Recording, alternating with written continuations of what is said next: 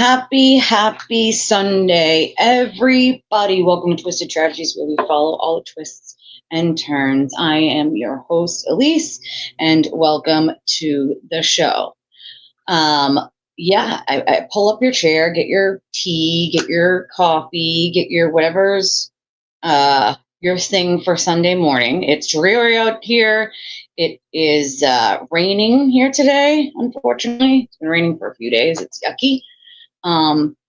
Also, what do you guys think the picture looks any better? Tell me. We're in HD now. We are in HD now.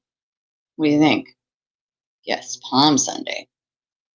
We are in HD, although I'm gonna have to figure it out because the camera keeps like auto moving. See, when I move my hand, it's like auto. I don't like that. It wasn't doing that before. Now it is. I'm gonna have to figure that out. Hi, Rhonda. So, we got quite a few things to talk about today. Yeah, I got to figure out that whole moving. We have a new camera, so bear with me today, all right? I know, right? Amazing. It's much better. We have much better video and lights. Thank you for Potluck for that, because we have much more quality going on over here. Next is a green screen. I also have this new sign here that I got, and it says, don't make me poison your food. I'm just saying. It's funny. And also, I wore this shirt just for you guys today, and my shirt says, piss me off again, and we'll play a game called Duck Duck Tape. Just saying. Like, it's funny, right? Like, piss me off again, we'll play a game called Duck Duck Tape. It's got a skull on it, Philip Skulls, as you guys know. But thank you, Maui. Thank you. I wanted to be all prepared for my Sunday morning show, and I got this stuff yesterday. So we also got like a USB extender, and it's pink. It matches this pink and this pink. The only thing left to get now, guys, is the green screen. And before the trial, I'm gonna have to try to get a pad for this chair. I'm gonna do it. I do have one on my wish list. I've never seen that type of one before, but it's like a kiddie paw, and it's pink and white, and it fits in a chair like this. Because technically these chairs are called like gaming chairs, and so it's like a different kind than just like a regular desk chair, I guess. And so this sort of pad would fit into that regular like desk chair. So I did put that on my wish list. I finished that wish list that Freak suggested that I make. It is in the Discord. Anybody need to know where it was located. Also, if you want to donate to the channel, we would love for you to hit the like button. That's a great way to help. Hit the subscribe button, share the videos, or if you can, as always, at the bottom of the screen, it runs by on the ticker. You can donate one of three ways monetarily. You can do Cashapp, Venmo, or PayPal, and we very much appreciate it. We're not monetized here at the moment. We're still waiting on that, so we don't have memberships, and we don't get paid per views, and like some other creators do. We're much smaller than other creators, so we have to rely on our generous donors and viewers to help us out in that department. So we appreciate you. I read them during the live stream. I don't read full government names, and if you want to remain completely anonymous, just write ANON or a heart on Cash App, and you know that you will remain completely anonymous. So we got a couple. You have the same chair. Oh, do we? No, she can't have the same chair as me. It's my favorite special chair. No, not allowed. Not allowed. But okay. So I want to point out a tweet that the sewer turtle tweeted yesterday, and like TB2 was saying at the beginning in chat, it's kind of dry snitching on himself. Now, what is dry snitching if you don't know what it is? Basically telling on yourself without like telling on yourself. It's basically what it is. So this is the ridiculous tweet, okay, that was sent to me. I find it hilarious. Hilarious. It says, Karen Reed is a potential witness in her own murder trial. First of all, as a defendant, you're never a potential witness in your own murder trial. Just FYI. Just throwing that out there. You're not a potential witness. You can get up on that stand and talk and do your testimony or not, but you're not a potential witness. You're either going to testify on your own behalf or you're not. There's no such thing as a potential witness when you're the defendant. Not even a thing. Like, so that's number one. He says Karen Reid's a potential witness in her own murder trial. She is being directly contacted on Twitter by an agent of the Commonwealth. First of all, once again, no such thing as an agent of the Commonwealth. That's not a thing. The Commonwealth is its own agent. That's it. So unless you are the Commonwealth, you cannot be an agent of the Commonwealth. That does not exist and is not a thing. So once again, you get 2 sentences into this tweet, and the amount of lies that come from it are quite amazing, if you ask me. So then it says, and a personal friend of Jennifer McCabe, who is telling Karen to just come out and say it and, quote, confess. Karen Reid's position as of now, it says Karen Reid's position as of now is that she didn't kill John O'Keefe. I'm sorry, what? Karen Reid's position is as of now? I'm sorry, is her position going to change? Is she going to say that she did kill John O'Keefe? Is she going to confess at some point? Because for someone who claims she's, quote, factually innocent, which is, as we know, just a giant lie, using the words as of now are interesting to me. That would indicate that maybe she would change her position on this case and whether she killed John or not. Why would the defendant even attempt to change their position if they're so innocent? I mean, he's been running around telling people she's factually innocent for 2 years. I find it funny he would use the words as of now. And I think what we do is we go back to the Vanity Fair article she just did, talking about O.J. Simpson. That went off bad. That was bad. Then the ID documentary, that was just as bad. And I think if you go to those things, right, you're like, hold on a second. He complained about all of them. He said, Karen did it to herself. She shouldn't have said anything. The way she said it was used against her. And, you know, she shouldn't have said it like that. And so it's like, he's trying to get off this ship, but not off the ship. Like, he's trying to get some sort of out. As of now. That's a very quite, like, odd way of saying something. As of now. Karen Reid's position as of now. A factually innocent woman wouldn't have a position as of now. It either is or it isn't. It would be facts and truths. That's it. There would be no position as of now. And then what? It changes later? Like, you know what I mean? Like, that's not a thing. Like, right? It's just, it's odd. It's weird. Like, what kind of, as of now? Karen Reid says, as of now, she didn't kill John O'Keefe. So then it goes on to say, Karen Reid's position as of now is that she didn't kill John O'Keefe, comma, says comma, but this person trying to cause her emotional harm is attempting to get her to change her testimony. Insert fucking eye roll. Okay, insert eye roll. This person is currently being charged with felony witness intimidation in 2 other district courts, Leominster and Dedham. Bro, you're being charged with like 10 times the amount. Like, what? Are you all right? Like, Karen Reid needs to start filing police reports against people like this to document whether or not the witness intimidation statute will be applied equally. You are an actual fucking idiot, sir. She's a defendant, the accused. She cannot file witness intimidation complaints with the police because the public is telling her to confess or tell the truth. She's not a witness. She's the defendant. She is accused. She is on trial. You're an actual fucking moron. And I don't like to swear a ton anymore, but like, there are no more words for him. He is an actual fucking idiot.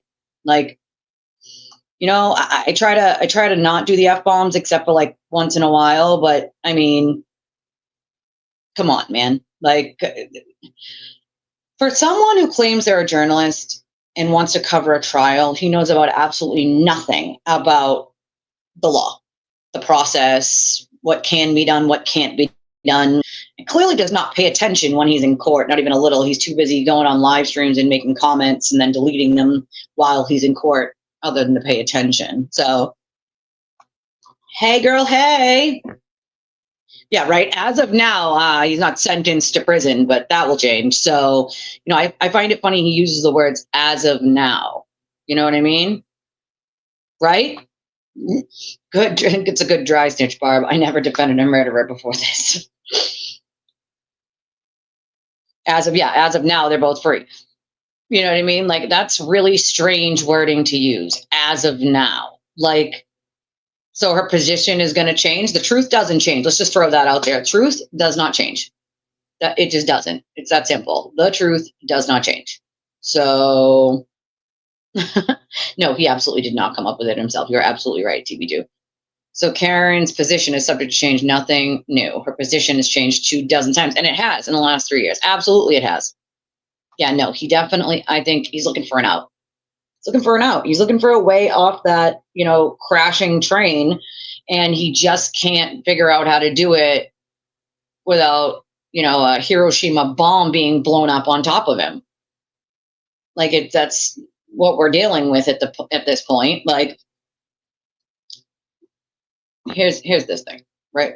It's one of 2 ways, right?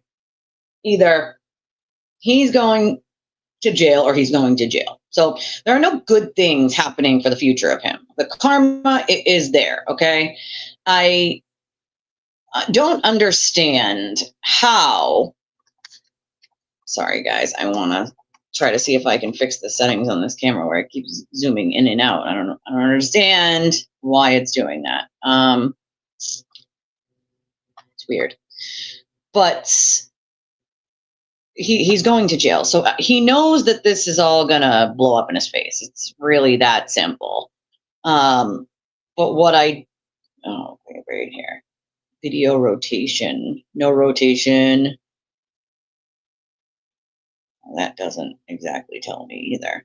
It's on no rotation, so I don't understand. I don't understand, camera. What is your actual problem? Zooming in and out. I don't like it. Well, guess I'm gonna have to figure that one out later. Sorry, guys. Give me today and I'll figure it out after. But I noticed that when I move, it sort of zooms in and zooms back out. I gotta fix that. Can't have that happening the whole show. Next time. Well, that's the thing, right? They all want out because they know it's a losing battle at this point, okay? Trial starts Tuesday, guys. Tuesday. Trial starts Tuesday. We have opening statements Tuesday. And you can bet your behind in those opening statements are going to be a hint of at least some of the things Hank Brennan is about to show the jury. That is not going to go well for them.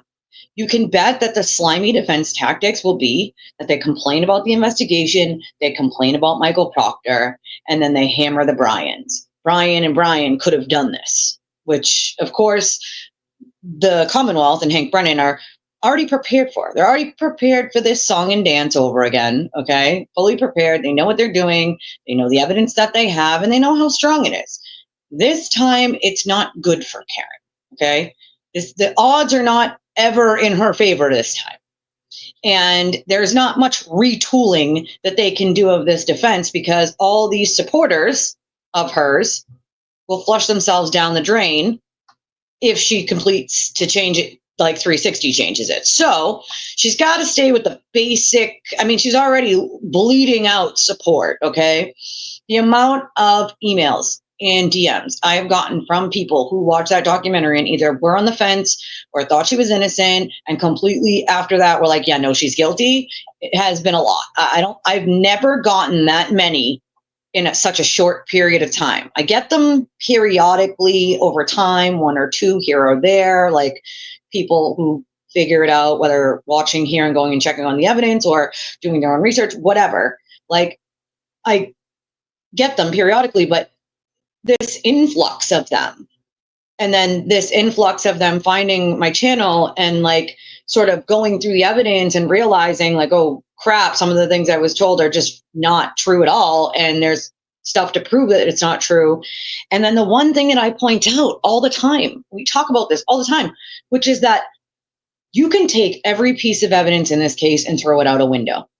Take it all, right? Take all the evidence in this case and throw it out a window, except for the car data and the phone data from her phone and John's phone. All right. The car data shows that she backed up at 24.2 or 3, whatever it was, miles per hour for about 60 feet. And that I saw that, the plea thing. Good morning, Anna. Morning, Chris. And then seconds later, John's phone stops moving forever in the spot that he is found and never moves again until they find him. Okay. 24 minutes after Karen leaves, she calls John's phone, 24 minutes, and says, nobody knows where you are. What? Nobody knows where you are? Karen, you said he skipped, right? First it was he walked up the driveway, and this was 9 months later, close to a year later, she made this one up. He peeked his head in the door or walked to the threshold. Then it was he skip walked, right? But if you just take, and that's another thing, we know what time he took his seatbelt off. So you just take that car data and you take that phone data, throw everything else out the window. Hey, Val, throw everything else out the window, okay? And just take that snapshot in time of her backing up. John's phone stops moving forever within seconds until he is found. It's in the same place. I mean, I'm on a jury and you give me that data I can look at, and I got a hard time getting around the fact that Karen hit him, right? You got to think about it. She's not denying that she was the one driving the vehicle. So unless you put somebody else in the driver's seat of that vehicle, I don't know how you come to any other conclusion other than she hit him. You're claiming you don't know where he is 24 minutes later, but you're telling the court and the jury that he walked up to the door. I don't think a jury buys that. I'm sorry, I just don't. Good morning, Bella. Good morning, Lynn. Like, you know what I mean? That one, I think you have to remember, morning, Jen, that he's going to show a lot of this stuff. A lot of this stuff he's going to show them. He's going to show the jury, because you have to remember things that are going to stick in their mind. And that's what you want. You want to hammer in the things that they can see, they can look at, things that they're going to remember. Things like that, they're going to remember. Statements like that, they're going to remember, especially if they can watch them or listen to them. Those are going to be things that stick out in their mind. And these are the points you're going to want to hammer on over and over. The way Brennan does his cross-examinations is friggin' beautiful. And I think everybody can appreciate how skilled he is in that manner. And so I think you'll find when watching the trial, his cross-examination is amazing. Like, the dude knows what he's doing. He knows, and remember, he was a defense attorney, so he knows what they could possibly try to do. And at this point, I think we all know what they're going to do. Like, show of hands, how many of you are watching the trial, or how many of you can watch the trial? Like, how many of you are planning on watching the trial? Whether it's with me or someone else, doesn't matter. Are you going to watch the trial in its entirety? Like, do you plan on watching it?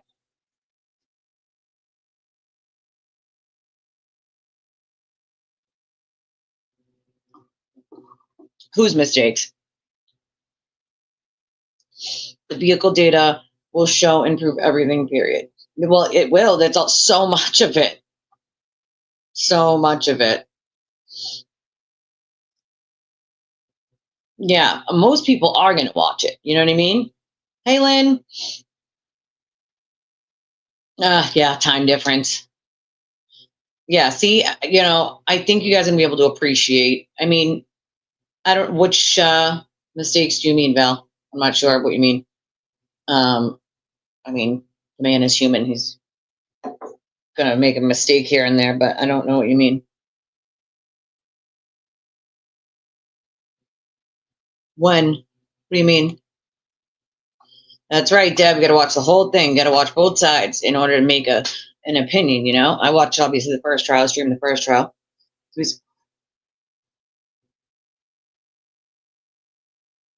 Was he giving like?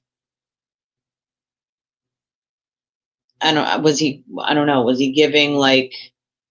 I must have missed that. Was he giving like? I'm also human too. I can only do so much. Was he giving it ideas about like what people were? He was talking about what the creators were saying about the FBI. I must have missed that part. I know the last couple hearings. I had my niece, and she's very colicky, as you guys know. So I might have missed that part. It's very plausible because I don't remember that. I have to go back. Do you know which one that's in so I can look? Oh, darling, it's not sun. I have rosacea and psoriasis, so it makes my face red in places, although just tan in others. This is like just the normal tan of my face, but this right here in this area right here and here is the rosacea and the psoriasis. You just stopped mid-sentence? Hey, Potluck. We thanked you in the beginning, my friend. Yeah, can you send it to me so I can look at it? I must have missed that part. My niece might have been fussing or something when I had her. There were halves of dozens of people on the side of the road this morning, guys. It's a movement. A movement! God damn it! A movement! Like, yeah, I know it's tracking me, but I don't want it, like, you guys can see that, right? It's moving, like the movement of it. I don't want it, like, with the picture moving like that, unless only I can see it. If you guys can't see that it's moving, then I don't care, but I don't want it to just keep moving like that throughout the entire stream.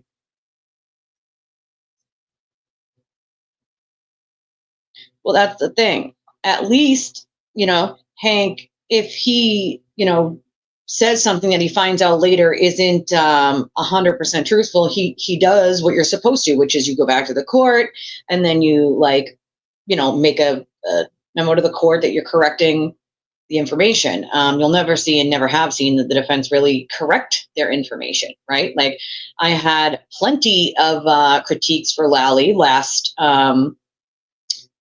trial, and if Brennan makes those same mistakes, he'll get those same critiques. But I know a little bit more about Brennan than I did Lally, and I am familiar with the way that he does cases. So I don't think I'll see too many of the same mistakes as Lally, but I'm dying to know if he makes any of the ones that Lally made last time, But for me, like everybody's gotten my critiques, the judge, the Commonwealth, like it's there. If it's there, they're going to get critiqued. Anybody who watched the trial with me knows last time, like, listen, if the judge makes a ridiculous thing that I think is ridiculous, I'm going to say it. Like if Lally does something that I think was like a really bad mistake or wasn't smart, like I'm going to say it. Like it is what it is. Poor Lally, like that man had a lot to deal with. And even with all that he had, that whole shit show that he had, he still got the jury to realize that the conspiracy wasn't a thing, right? Like, so, I mean, you got to give credit where it's due. That man had an uphill battle, and he got harassed, and so it's just, he was hard on him. You could see it, on his face. Like, this is not something that it was easy for any of the lawyers in the Commonwealth, or I'm sure the defense, but the defense has made their own bed and they can lay in it. You don't lie to the court willingly and knowingly and then over and over again, and then still lie to the judge to her face like she's an idiot. And that's what the defense did. And that's exactly why she said, I find that you have lied and you have lied deliberately. So, I mean, I don't know. We have jury selection tomorrow for more jurors. We're going to get more jurors tomorrow, and hopefully they'll do 18. They said maybe, but they have the 16 already. So I think they should have went until at least 20, because I remember how many were dismissed last time, and I think they were left with just 2 alternates in the end, and that could have went sideways very quickly. What if 2 or 3 of them had to be dismissed? Then you don't even have a full 12. So I don't know. For me, I feel like they should go for at least 20. Obviously, I don't have say over that, but I feel like that's what they should do, Yeah, almost as many jurors as lawyers. Exactly, Anna. Exactly. Sorry, I want to pull that down a little bit. I agree with you there, Jen. I think she won't be as easy with the defense, although I still think she'll be more lax than she should be. I'll tell you that much. I definitely think she'll be more lax than she should be, but I do think she'll be a little harder than she was the first trial. I definitely think that she's not going to be as easy on the defense as she was in the very first trial, because just because of the stunts they've pulled in the meantime. You know what I mean? Like, yeah, I mean, I've started to notice. I mean, I'm sure you guys have noticed that a lot of people are being taken off that jury even after they've been seated already.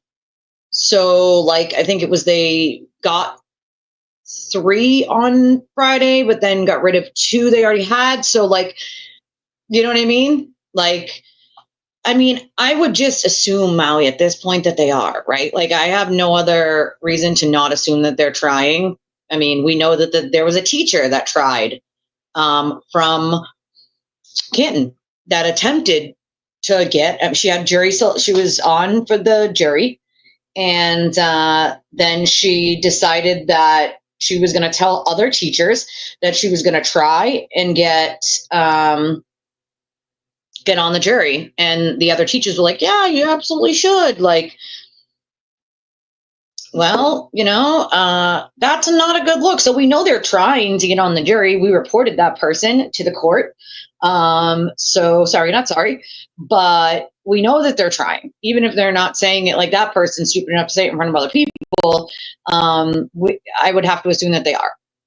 They, you know, some of these people don't have morals. It is what it is. Like, I believe they do check socials. They also do background checks on them. And I think probably some of the reason that they're dismissing some of these people is things that are being brought to their attention from social media. And like, is this you? Like, is this you? Is this you? You know what I mean? Like, so I don't know. I'm guessing they're doing everything that they possibly can to get a fair and impartial jury. I probably want a jury that just never knew anything about this. That'll be really hard to do with all the coverage that's happened, but that's what you would want, a jury that knew nothing about this case at all, did not even hear about it, which once again, hard to do, but there were some people who said they had never heard of it, but you have to also confirm that, right? Like, and then you go through the questions. If somebody says like, you know, I have an opinion about it, but I haven't made a bias. Like, you made an opinion, but you don't have a bias. Like, that's where it starts getting sticky, and they start doing the voir dires and questions of these people. Well, the defense can't, but the Commonwealth does background checks, and I'm sure they pass those background checks over to the defense, maybe without names, with just juror numbers on them. I have no idea. Like, no clue. Like, that's a good question, though. I mean, they might have the names. They just might want them on the record publicly. You know what I mean? Like, you can have an opinion without bias, but in this case specifically, like, we're talking about people actively trying to get onto this jury. Like, so I'm not going to believe for 1 second that these people who are actually trying to get onto this jury are saying that they have heard of it, they've talked about it, and they have opinion, but they don't have a bias. I'm not buying that. Like, you know what I mean? I'm not. Like, just not a thing. Like, right? If it was this case, Jack, me neither. Like, it is new. It actually says, "Don't make me poison your food." It is new. Came free with an order I made for Easter eggs for the kids for Easter. But yeah, I was pointing that out this morning. It's my new little my new little sign. I thought it was appropriate for true crime. But yes, my shirt also says, "Don't piss me off again," or play a game called Duck Duck Tape. That's what my shirt says. Yeah, I know that there was one guy that lied about his criminal history, and he was removed. I couldn't either, and not in this case. That's for sure. Obviously, for obvious reasons, I'd be like, "Ah, guilty, done." Like, done. Yeah, she did that last time too, I believe. Like, but that's not going to help them. That's going to get rid of people. You know what I mean? That's actually going to help the Commonwealth get rid of people, because I believe last time when they did that, when they thought that a juror was sympathetic to one side or the other, that juror was then dismissed, you know? Well, that's the thing. Even if it takes forever to get jurors, I would want people that knew nothing about it, because if you have an opinion, there's a good chance that you probably already have a bias. Like,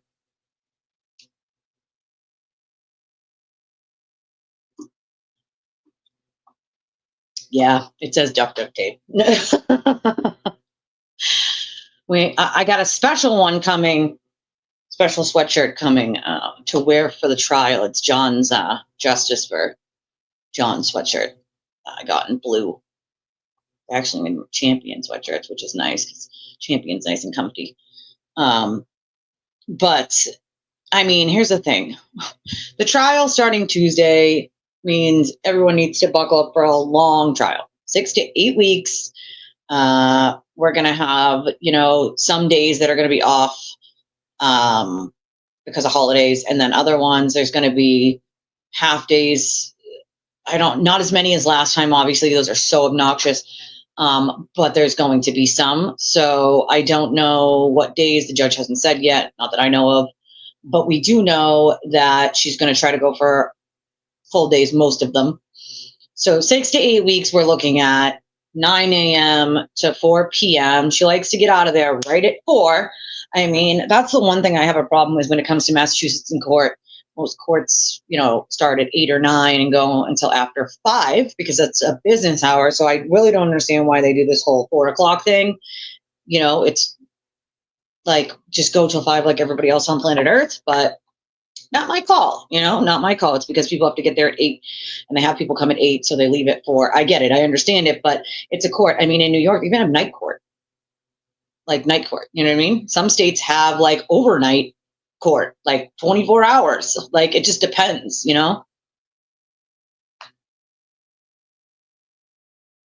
I mean, they will pretty much do anything to get on the jury. We know that. We've seen it, right? Like, we've seen it. I don't know. It's a good question. Tomorrow is the rest of jury selection, so I don't think you'll see her respond to the rest of them tomorrow. Some of them I don't think you'll see until we start this trial and you get closer to when that thing is going to happen. Then you'll see her sort of rule on it. And some of the other ones are like things that, like, she's got to see if it develops or not. But also, she gave them too much leeway. The Judge Cannoni gave them way too much leeway when it came to making this third-party culprit thing happen last trial, as we know. Last trial, she said she would allow them to develop it. Like, here's the thing. You're allowing them to develop it doesn't make a lot of sense, considering they have no evidence to prove any of these people are third-party culprits. Obviously, she said no on Cullen because he wasn't even there. He left before John and Karen ever arrived outside of Fairview. So why do we have her allowing them to use Brian and Brian? They have nothing to do with it either. So there's no evidence that either one of them are third-party culprits, and they brought no evidence to the court that says so. Like, come on, man. Like, it's utterly ridiculous. Background as in, like, backgrounds? What do you mean? Background checks? Like, background checks? Ooh, I don't know. There's a couple. Yeah, some people aren't morning people. Those of us with little kids have no choice, right? Unfortunately, it's not a choice. Although I used to not be a morning person. I actually enjoy my mornings now. I'm quiet. I think like Karen. Yeah, 24 miles an hour in reverse. FBI found nothing. We're talking nothing. Like, anybody still holding on to the fact that the FBI is coming lives on Pluto. The FBI is not coming. It is over. They found nothing. Like, I agree. I don't think she should have allowed ARCA in. And I still think she shouldn't allow them, but we still have that remaining motion. And if they don't get the reciprocal discovery that the Commonwealth is supposed to have from ARCA, then she's not going to have a chance but to exclude them if that reciprocal discovery is not what it's supposed to be. So I'm really dying to see what she does in that case. You know what I mean? Like, it's a violation. It just is. Like, he needs time. Exactly. He needs time to look at the information. So he can't have that time to look at the information if they're still not providing the reciprocal discovery that goes with that. I don't think they can provide it. That's the thing. I don't think they can. No truth to that whatsoever that I have heard. Nothing has changed on the docket that he's been given any sort of exemption. Just because he says he's pleading the fifth does not mean he's allowed to just go sit in trial just because his lawyers say he's pleading the fifth. As long as Hank is keeping him on that witness list and he has not been exempt or removed, he's not allowed there. So I don't know why he keeps telling people that, because I think his attorney keeps telling him, like, oh, you're going to plead the fifth, so they have no choice but to take you off. No, their other choice is to make you get on the stand and take the fifth on every question, do a voir dire on the fifth on every single question, and see if the fifth even applies to every question that they're asking. If it doesn't, you still have to get up there and answer the ones it doesn't apply to. What's your name? You can't plead the fifth on your name. You know what I'm saying? Like, realistically, he has not been removed off that witness list. He has not been given any sort of exemption. So no, he's not allowed to be there. Not even a little bit. Not unless he gets an exemption, or he's not a witness, or he's not going to be called, one or the other. He tells people a lot of things that are just not true, Shocker, right, guys? I know. Shocker, complete shocker. Yeah, I mean, I don't know why any place would take on a fundraiser for her. She's an accused murderer with plenty of evidence. It's a bad look for any restaurant to be allowing a fundraiser there, But I also think that he's clutching his pearls, right? He's clutching his pearls and bitching that the antis called the restaurant. I mean, personally, I don't know anybody who called the restaurant, didn't even know about any of that until this morning. But I do think it's a bad look for the restaurant. I think it's a very bad look. Their choice, whether they want that kind of publicity for their establishment. I wouldn't. But it's amazing to me how he clutches his pearls and bitches and whines about what everybody else does. Remember last week they were bitching and whining that I went down to D&E, Chris Albert's pizza shop, and everybody here that threw in, and me and Ashley and Claire, people that went there, we paid for the pizza with extra money in the tip jar. And then we went and got 2 boxes of coffee, and me and Ashley brought them down to CPD. And they try to criticize me for that. So it's bad to these people to go and help a small community that has been destroyed by helping a small business and bringing a meal to the police officers who have been harassed into oblivion and their names dragged through the mud for no other reason other than just being employed at the CPD. But that's bad, right? Like, we are bad for doing like something nice. Then they turn around and bitch about people calling that restaurant and saying like, hey, it's a bad look to have a thing with Karen. Well, it is. Like it is. Like, it's just ridiculous. Like, to me, the hypocrisy is kind of amazing. It's kind of amazing. Like, yeah, I can't watch it. People watch it for me. Thank God for them, because if it was not for them, like, I couldn't do it myself. Let's just put it that way. There's no way. There is no way. Just saw somebody on YouTube yesterday, some woman describing how there's 227A search in the Commonwealth prosecution are lying. I can't. Okay, so the only thing that they can hold on to is that 2:27 a.m. search that didn't happen, because that's the only thing that makes their cockamamie nonsense make sense, right? So for me, it's more like they have to keep going with that lie, even though it's been debunked by the software themselves, Celebrate, and somebody who teaches this for a living. And on the other hand, you have Richard Green. He was not certified in Celebrite software. He had to apologize on the stand for reading it incorrectly. And yet here they are still arguing 2:27 a.m. happened. 2:27 a.m. is what time she opened or closed or moved a tab to the background on her phone. It is a DB wall file, which is not something that's going to give you a timestamp for a Google search. Richard Green should have known better. Yet he didn't. Okay? Yet he didn't. That Google search did not happen until after 6 in the morning when Jen Googled it as Karen is screaming at her to Google it. Now, this is already, Karen, we already had first responders, 2 of them, testify that Karen said along the lines of, how long would it take for somebody to die in the cold of hypothermia? And how long would it take for somebody to die in the cold without a coat on? Those are things she asked first responders. So you have other witnesses she was asking the same question. You know what I mean? So I don't really understand how these people are going to keep arguing on 227. But I say, remember this, Lisa.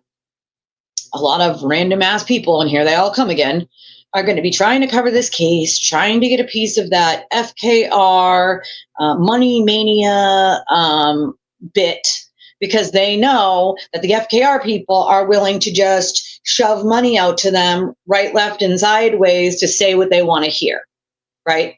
So here you have a bunch of random people coming in right before the trial starts to try to cover the trial, thinking they're going to get themselves an influx of people and money, and they will. It's that simple. It's sad, but it's that's what they're doing it for. So even if they themselves don't actually believe this is just shit they're going to spew.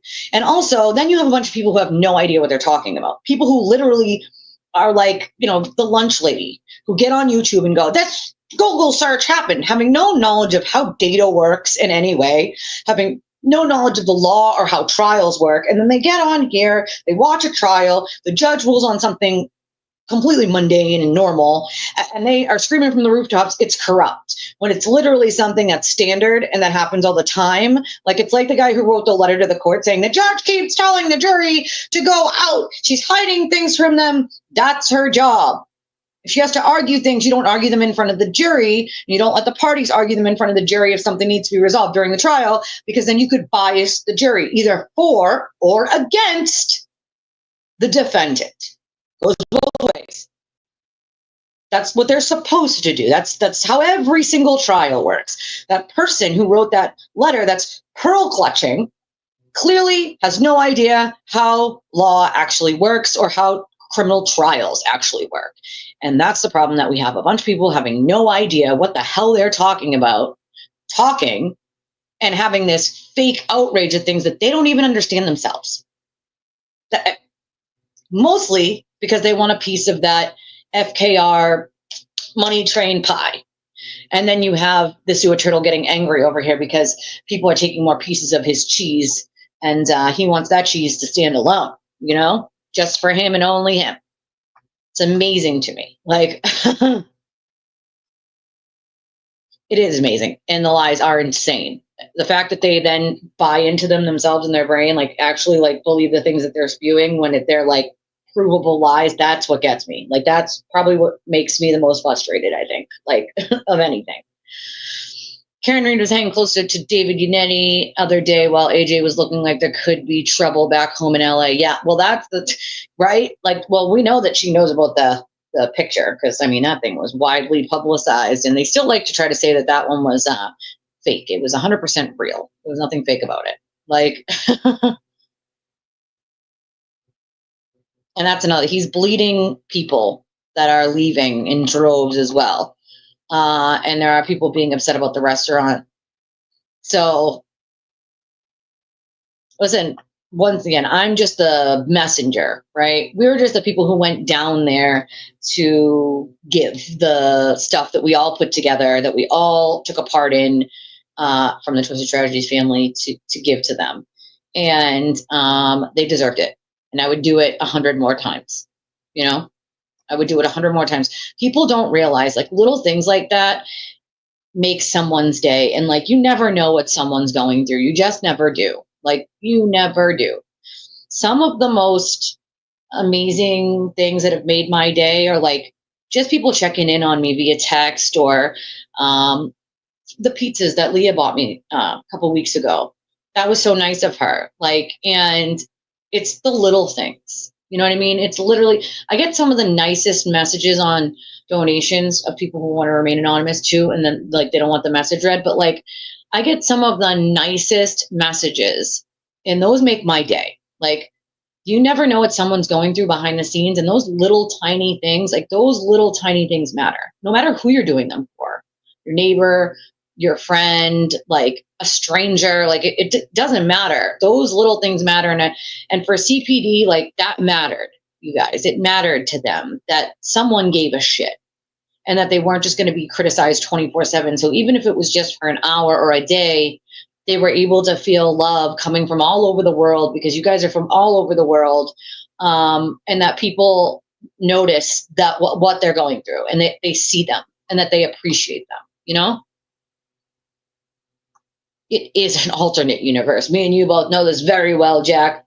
Complete alternate universe. Like, yeah, oh yeah, they tried to say that was like a bad thing. Like, oh, the pizza's gross. Actually, the pizza's delicious. And those fries, they're waffle fries, to die for. To die for.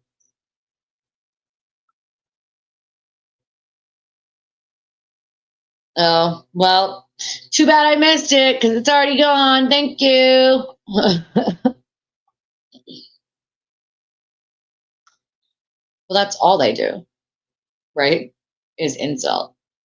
You can call me ugly. You can call me fat. You can call me gray. You can call me, you can call me whatever you want. It's not going to magically make me go away. Sorry. This isn't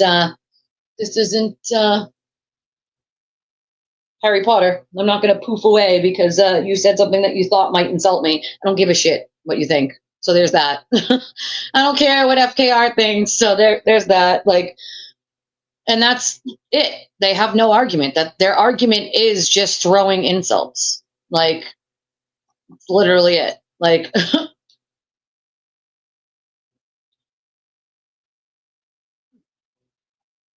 doesn't, it doesn't shock me. That's for sure. It does not shock me. Well, that's the thing. Everything's corrupt to them, even things they don't understand. Even things they don't understand.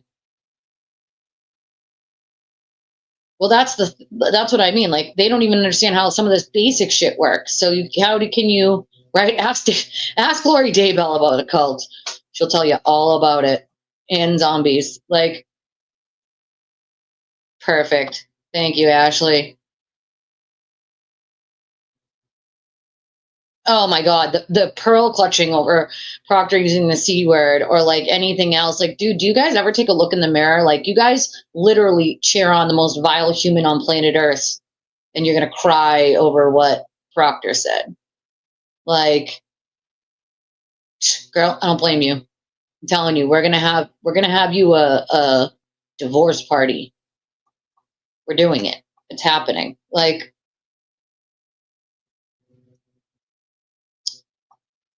you know what? I just think of it as something that like needed to be done, something that like should have been done, like something that they needed, that community needed, and those people needed. And it was a way to help two places at once, right? You can go down and support D&E at Chris's Pizza Shop and support CPD and let them both know that like they're appreciated and like we're sorry for the shit they have to deal with. Like, I know because I deal with it too. So like for me, I think it's a little more personal because I deal with these lunatics on a daily basis myself with this kind of harassment. So, I feel like it's the right thing to do, at least to reach out to people, no matter who they are, even if it was one of you guys that were, going through something that was like, bad, or you needed help or something. Like, I'm one of those people that will, like, even if I could only send a card, like, I'm going to do that, like, to let you know that someone's thinking about you, like someone's thinking about you and you're not alone. Like, sometimes that's all it takes, right? Sometimes that's literally all it takes to make someone feel better, is to just let them know they're not alone. Like that they're not alone and that people give a shit. Not everybody has, like, family that's alive that can help them. Like, I don't have much family that's alive left myself. Like, so I know what that is like, like, so people underestimate how lucky they are to have family and people that can give them a helping hand when they need it, because not everybody has that. So I try to at least go above and beyond in any way that I specifically can. And I know I can't always monetarily help anyone. I can't monetarily help myself at the moment, but I do what I can with what I have. And, someone needed $20 and I only had 50 left, I would still give it to them, because good karma comes back eventually. Like, you put bad karma in the world, and we've talked about this, and the bad karma will come back to you. You put good karma in the world, and that will come back too. And I fully believe that, like, what you put out is what you get back.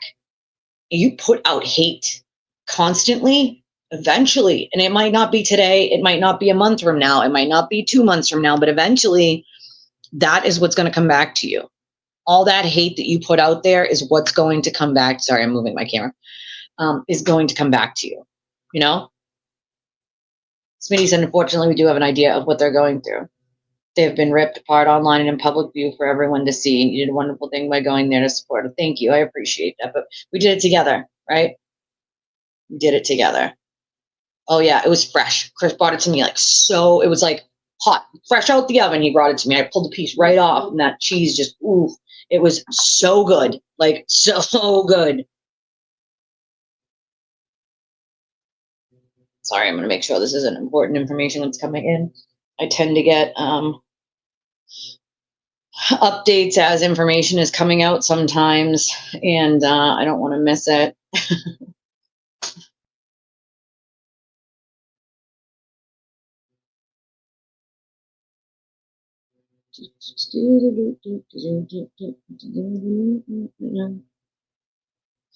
All right.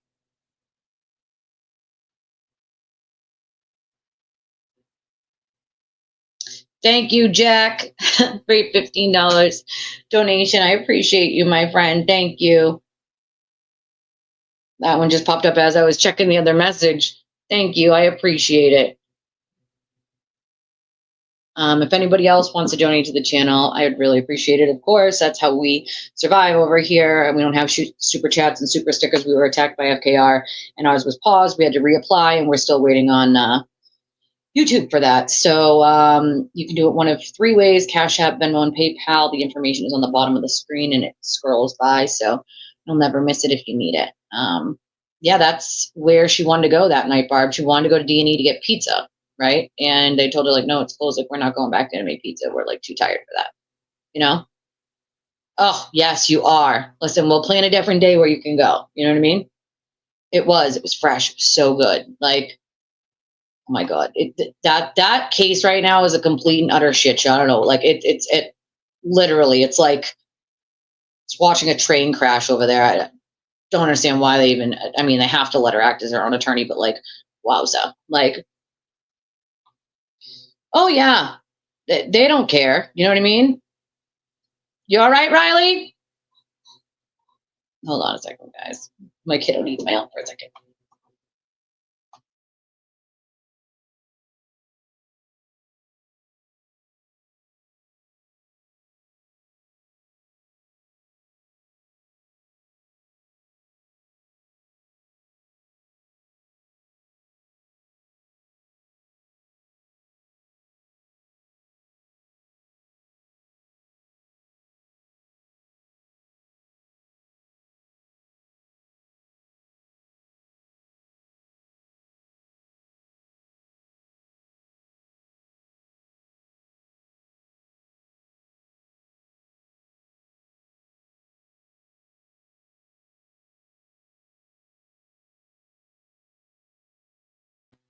Sorry, my little fun-sized minion needed help reaching something.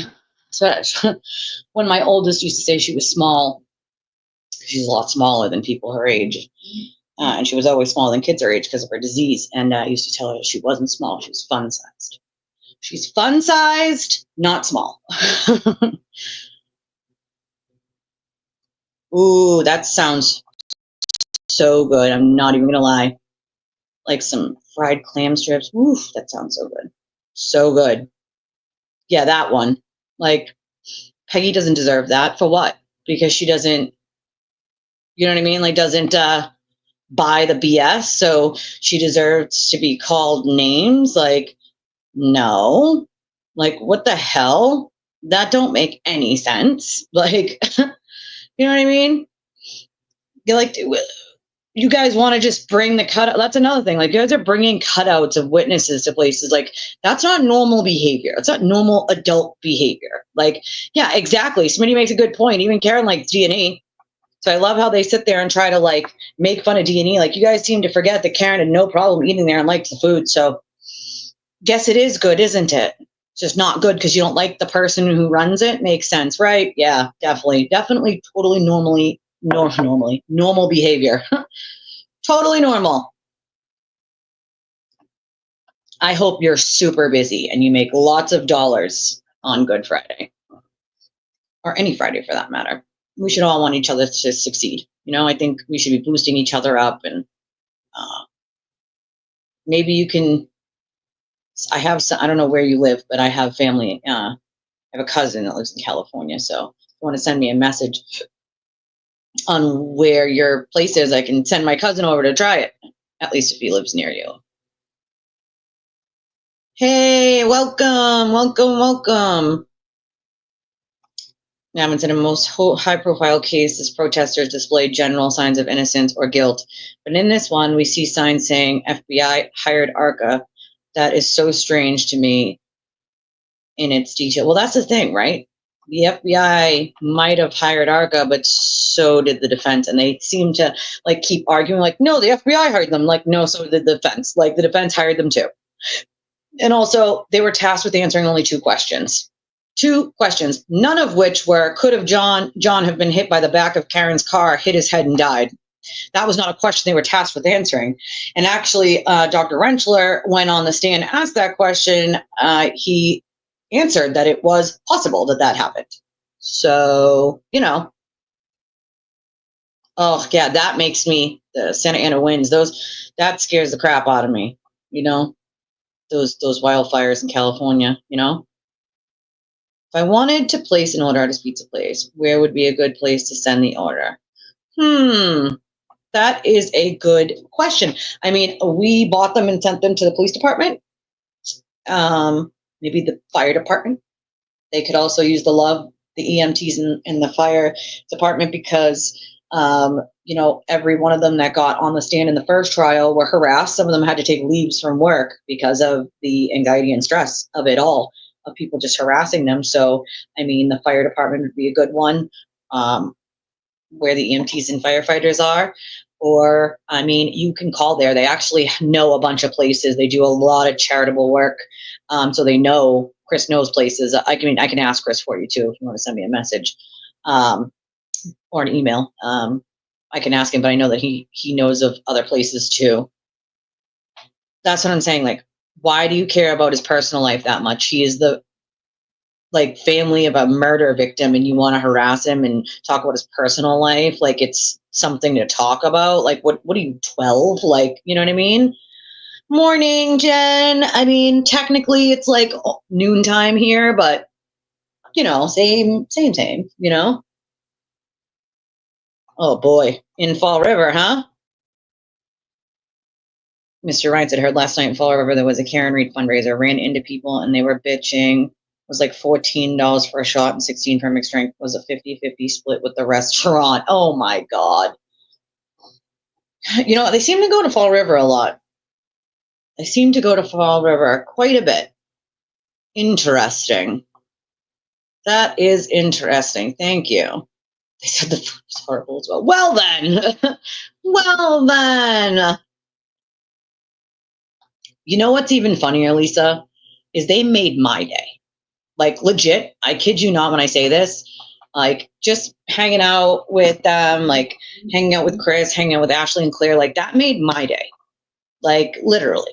You know what I'm saying? Like, so, like, where I went there to sort of do a good thing, like, in reality, it helped me too. It made my day to just have those laughs and smiles and hang out with people who are just, you know, being normal humans and going about their normal day. Like, to go down to the CPD and drop off the coffee before we left Canton and talk to the officer there to drop it off. Like, they made my day, you know?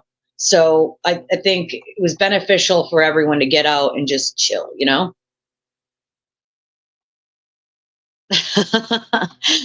I seen it. I seen it. Like, yeah, we could totally plan a different day to do it. Like chat or video. You should be able to see both at the same time. You can't see both at the same time? Does anybody have this problem that could help illuminating ink? Because you should be able to see both at the same time. The chat should be on the the right hand side of the video, and it should be scrolling down that way. I know, right? Me too. Pizza. I mean, it's clearly a very expensive, but I'm charging that much for shots, you know? Like,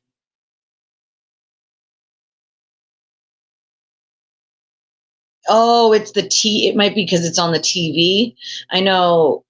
I have no idea how it works on a TV. I actually don't usually, if I watch YouTube on a TV, I don't watch the chat. I just watch YouTube, and then I'll put the chat on my phone if I want to. But usually I'll watch it on my phone or on the computer so I can see both. Well, I didn't see that. I didn't see that. I'm gonna have to check it out. I'm planning on having a party myself. Of course, he's invited. Anybody's invited. That isn't a troll. Having a barbecue because I have a ton of space outside where I can accommodate a lot of people. And I think it's a great way for people to meet each other, hang out, relax, and just enjoy the weather when it gets nice out, you know? But I will definitely check it out. Ooh, fried seafood. Sounds so good. Smash burgers are good too. Rhonda, I think we'll see that. I do think we'll see that. I just don't think we'll see it until the end of trial because I just don't see the judge not doing anything at all. I think either she gives them a sanction after the trial's over, like talking to the court, or maybe she refers them. You know what I mean? She could possibly refer them to the BBO. So it's a very real possibility that that's what happens. Like, I guess we'll find out, but I do think that she'll do something at the end. I don't think she'll do nothing. Janet sends $20 and says, support for your channel. Thank you, Janet. I appreciate you, my friend, more than you know. I always appreciate donations. I have to cover the costs before I even make anything, and those costs are not cheap. So I appreciate all the support and all the love. And this is going to be a long trial, 6 to 8 weeks, guys. We got 6 to 8 weeks. And remember, this is Monday through Friday for most weeks. And it's going to be every day, all day. So we're talking 9 to 4. So it's gonna start being long days. Ashley sent 15 for thank you, Ashley. I appreciate you, my friend, on Cash App. You know, that didn't even give me the alert until just right now. It looks like it came in a couple of minutes ago. Like, what's the deal, Cash App? What's your deal there? Thank you so much, you three. I really appreciate that. Fish tacos. Pirates Cove. Oh, it's in Northbridge. Ooh, we could do a day trip there, guys. Help support a small business. We could do that. That could totally be something we plan to do. What do you guys think? I think that's something we could totally plan to do. It sounds like a good day trip, right? Sounds like a good day trip to me. I'm in.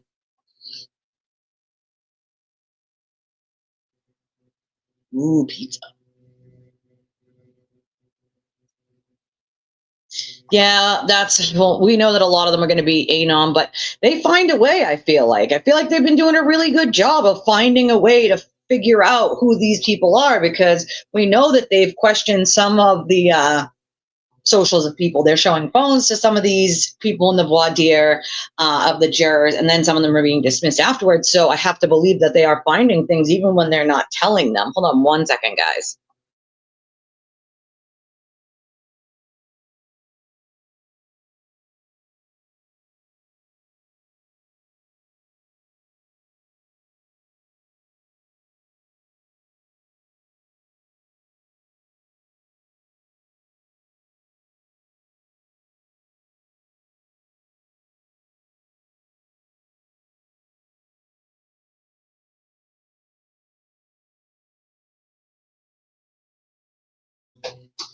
Sorry, guys. Mommy duty. Seasonal, yes. There's a place near me that's seasonal, but they have such good food. So when they come back for the season, it's an ice cream place, but it's so good. And we go there. Thank you. I appreciate. Listen, Kevin's more than welcome to come on. I have that sort of open invitation for my show. I let anybody panel with me. You know what I mean? As long as they're not trolls, obviously not trolling. Like, then I welcome it. People working together. So, I mean, but again, not everybody does that. So you just kind of do what you can, you know? There's a St. James Bar in Fall River. Ironically, the place, well, it's a church. Interesting. I'm surprised that the, fire department, you know what I mean? Those guys do hard, dangerous work as well. And they're first responders, you know? Like, I don't know if there's any in Canton. There's probably like scattered sites, but you won't get the locations of those. So, I mean, the only ones near there would be Brockton and Quincy, and those aren't like really nearby, like where they would deliver. But I do know that Chris knows of places that they do, like people will call and not want the food, and they'll ask Chris to donate it somewhere, and he knows of places to pick from, because people have done that before. Oh, near LA. Okay, all right. I always want to visit California. One day I'm going to. One day I'm going to. Pappas Mass Hospital School Workers might be another one that helps disabled children. That's a good idea. What? $100 a ticket at Peabody fundraiser for Camry? That's so insane. Like, so insane to me. Like, for me, it's like, just throw $100 a pop out the window. That's what you're doing, right? Just throw it out the window. Like, because it's going straight to like $1,000 heels and livery services and staying at a Seaport hotel for an accused murderer. Like, that's just insane to me. Like, I don't know about saving lives, but just trying to, I guess, make people feel better. I guess let them know that they're not alone, and let them know that there's support out there. And even if you're a stranger, you can actually give a shit about people. Whether you know them closely or not does not mean that you don't give a shit about them. I happen to be a people person. I like people, and I've never turned someone away for getting someone the help that they need and helping them do it. So, I mean, for me, it's more just about putting a little bit of good karma in the world, and hopefully somebody, it's like a domino effect. You do something good, someone sees you doing something good, and maybe you inspire them to do something good, like that's what I hope. Good for Spider Monkey. You know what that leads me to think about? It's the Simpsons movie Spider Pig. Spider Pig, Spider Pig, do whatever a Spider Pig does. Yeah, my yard's huge. It's not even huge. It's enormous. Yeah, huge is like an understatement. I thank my landlord for having such a large yard, honestly. I truly believe we're witnessing days where the battle between good and evil is palpable and on open display. Not sure what that means for the world. I kid you not when I say I've been afraid. I'm afraid for the world, the universe, for my children. Some of the stupidity is mind-blowing. I don't get it. I just don't understand it. So for me, best thing I can do is tell the truth, give the pieces of evidence, and try to help people realize that they were lied to. Try to help people realize they were duped. Help people realize that some of the things they were told are not true, and some of the things they were told were twisted. And hopefully they can untwist it, and they can figure out that they were duped, and then hopefully don't allow it to happen to them again, and they learn from it. That's the best that I can hope for, and that it makes the world a better place in the long run of people figuring out like how these sort of innocence fraud campaigns work and how many people it hurts, Oh, good. I'm glad you figured it out. We are. We're like just little bees, just buzzing around, like bzz, bzz, bzz. Like oh, hundreds of pounds of fish, so good. I don't think that they will try to pull a stunt exactly like that again, but I do think they'll continue to lie. Make no mistake, I do think they'll continue to lie and lie and lie and lie and lie and lie. Just what they do, you know? It's just what they do. Well, probably not unless they're getting paid a lot of money. You know, let's get real. They got paid more than enough. That's why they're not taking it the second time. They're not taking it the second time because like, oh, we're doing it for the purpose, like AJ claims. They also they got paid $200,000 and $250,000, Yannetti and Jackson, before she ever started fundraising. Okay. They were paid that money before the fundraising ever started. Then they were paid again when she closed on her house. They're attached to that. So they get money out of that. Okay. And then she pays for all their food while they're here, which nobody has to do as a client. And I've never seen anybody do. Just absurd. So make no mistake when I say they've been paid probably times 3 at this point. Like the only reason why they continued on with it now, not quote getting paid, is because they actually have been paid more than enough for 1 and 2 trials. Like, ooh, that sounds like fun, Ellen. Yes, the like button would help a lot. It would help a lot. I would appreciate hitting the like button if you haven't already, the subscribe button if you haven't already, and if you can, and only if you can, of course, help the channel out once in a blue moon if you can with a monetary donation, because that's how we cover our costs and try to survive and keep bringing the content. Yeah, the Omni stays are just gross. Like, we are very lucky to have Rhonda. She does an amazing job on the page, and she's a nice person. Me and Rhonda have talked a few times.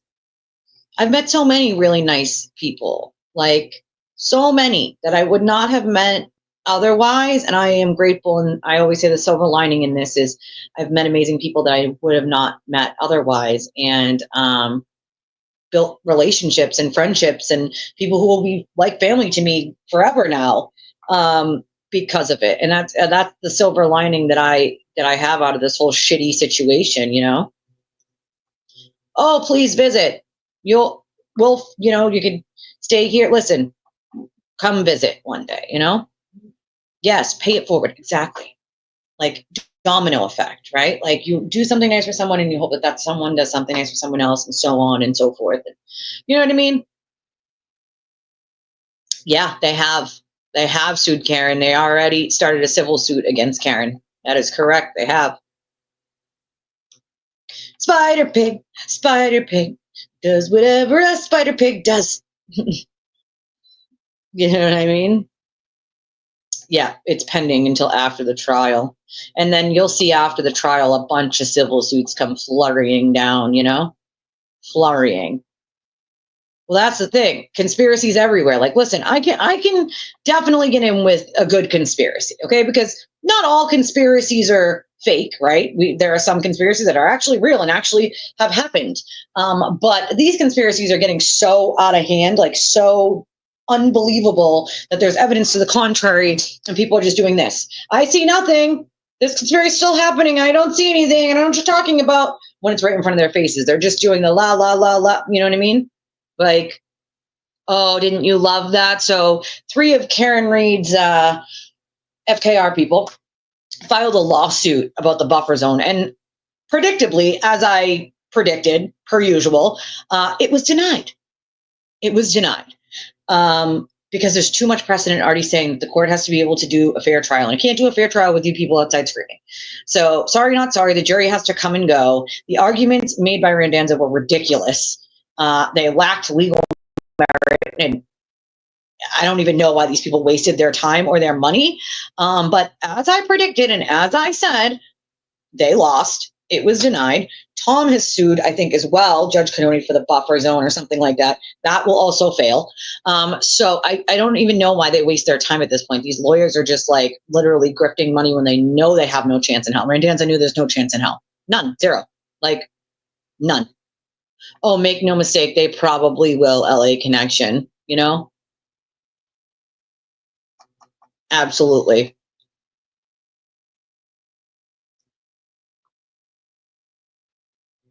Hey, Heartstar! Yeah, listen, when she first got on, when Nan first got on, X, she started following me, and I'm like, who the hell is this person? Who the hell is this person following me? So I go and look at the profile, FKR this, FKR that. I'm like, yeah, no, Insta block. Like, listen, lady. First of all, she was telling people in a tweet that, like, basically the Supreme Court took Karen's case. No, they have not agreed to take her case at all. Not even by a freaking long shot. So I find it funny that, like, listen, if you're going to be an attorney and you don't know this, like, basic stuff about Supreme Court, like, go back to law school because you have no idea what you're talking about. Please hold, guys, 1 second. Hold on 1 second.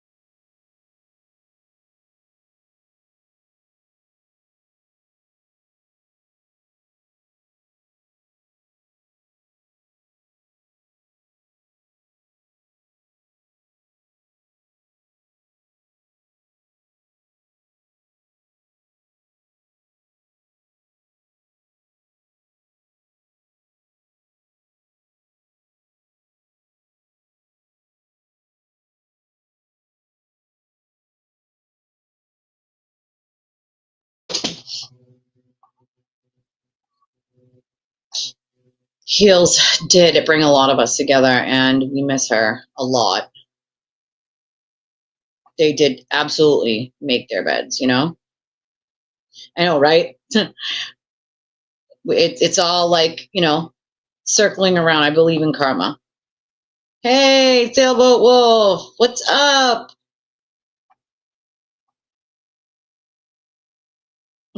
Who knows, you know? Like, I just don't get it, you know? I just don't. Yep. It's a huge stretch. A huge stretch. Well, that's probably because Nan donates, like, you know, hundreds of dollars to them each. So that's why they think she's so smart. Like, except she's not. You're telling an entire community of people as an attorney that the Supreme Court took her case and they didn't. Like, so that's not, like, what? Like, no. Like, that didn't happen. So what? Like, baffled why Bev didn't severely penalize her attorneys for blatantly deceiving the court. We are a society based on laws. What's the point if the courts don't enforce them? You know what? We've been screaming that from the rooftops for 2 years, eliminating. What is the point if they're not going to be enforced? What do they exist for if you're not going to charge the people who are committing the crimes with the crimes? Okay? Because these people are more emboldened to do these things because other people are not being charged for the crimes that they're committing, right? So when the attorneys, the reason that she didn't sanction them right away is because then that would have taken the trial off course. That would have delayed the trial, which they did not want, and it's the judge's job to keep it on track. And then Karen wouldn't have had any attorneys. So basically, in this scenario, the judge is, what I'm guessing, waiting until the trial is over, and then she can sanction them. Because right now, if she had done it, it would have, and they were trying to delay the trial. So it's like giving them what they want, basically. You know what I mean? I think she knew that in a way. So she was like, you know what? Pause on that, and we'll wait until after the trial.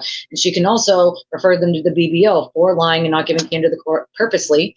And that could be their law license. You know, they could lose their law license for that. Like, I do think she's a fool. She's also not a criminal attorney, per usual. Most of these people are not. They're civil attorneys. Most of them are out-of-state attorneys, have no idea what they're talking about, you know? Ridiculousness. Like, nope, he will not. You'll never find those people reporting anything negative. She's an attorney, civil attorney on YouTube and X, you know? Like, as all these other people are adding themselves into this nonsense. Gotta pause. pop up on my screen that's not unpopping itself. Hello, not pop up. Go away. Oh, there it goes. All right, hold on.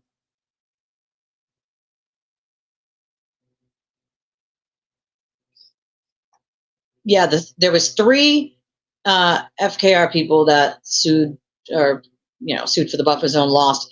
Tom has his own suit that's separate from that, but again, that will also be denied anyway. So it's interesting to me.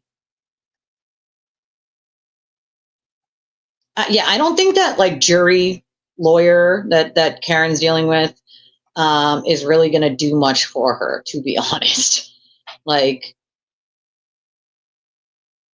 oh, Legacy Place. They can have fun with that. Like, I can't wait for the Commonwealth crash expert either. I think it's going to be great. You know what I mean? I think it's going to be great to hear that. And there's a couple of experts I can't wait to hear. And I think you guys are going to absolutely love them. I think you guys are going to appreciate Hank's cross-examination skills as well. They had it at a cop bar. That's friggin' hilarious. Like, oh my God, you have no idea. That was so hard for me. It's still very hard to think about doing a second trial without her, knowing that we started that first trial together and how she passed so suddenly during a stream nonetheless. Like, it was hard. That was really hard. We miss her. Welcome. I finished the wish list that you had me make. It's in the Discord. I sort of finished it. I sort of finished it. So I'm trying to save up a couple bucks to try to get that chair pad. I'm going to need that for the trial. My butt and my legs, and my fibromyalgia and my arthritis will appreciate some of that support. Yeah, I do think she's waiting for the trial to be over before she sanctions them. Like, yeah. Never cry over that loser. You know what I mean? Like, he's not worth it. We're talking about a man who lives in his mother's basement and he's over there throwing insults at educate other people. Like, apparently he had something to say about me and Kate the other day. Like, buddy, I'm 10 times more educated than you and I don't live in my mother's basement. You have anything to say about anybody else while you're living in your mother's basement? Your last job was at a pizza place, but you have something to say about someone else. Like, what? What? Will there be a potato cannon? I know, right? Like, will there be? So to a lawyer bunny now. I would probably never delete them, Ellen. Probably. I know, right? I feel like if anybody could point us in the right direction, it would be some comedic spirit from Heels telling us where, like. I do too. I do too. I've never deleted them. When someone passes away, it's really hard to try to get rid of anything like that from when they pass away because you want to remember them forever. You want to remember what they said. You want to remember what they look like. Like, you want to remember all of that forever. And I've taken a million screenshots of them. I've, like, I can't, I cannot. So just want to make sure we've read everything that's here. Gosh, my phone is like slow motion today. Is anybody else having that problem? Yeah, exactly. And it's hard when you get a new phone too, because sometimes all of them get deleted. So you have to make sure that before you change phones and you have anything that's on your phone for voicemails and stuff. I lost my dad's voicemails, that the ones he left before he passed, by changing carriers, and they didn't tell me that I would lose them. The voicemails I had saved. I would have recorded them or whatever. So that sucked.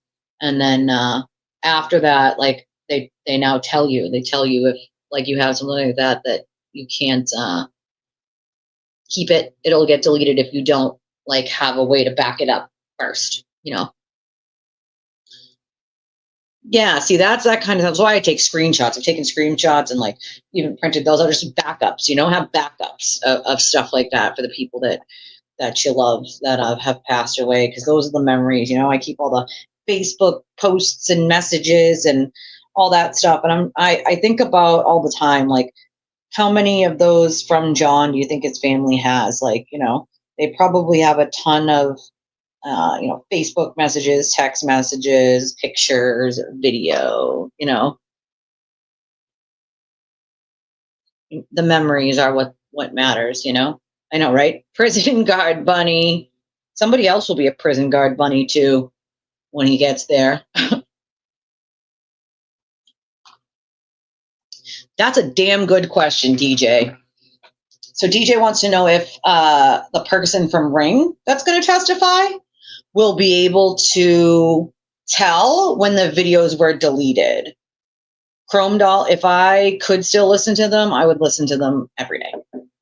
So it's a good question. So I think that if they can, they're going to tell us how they know that they're missing.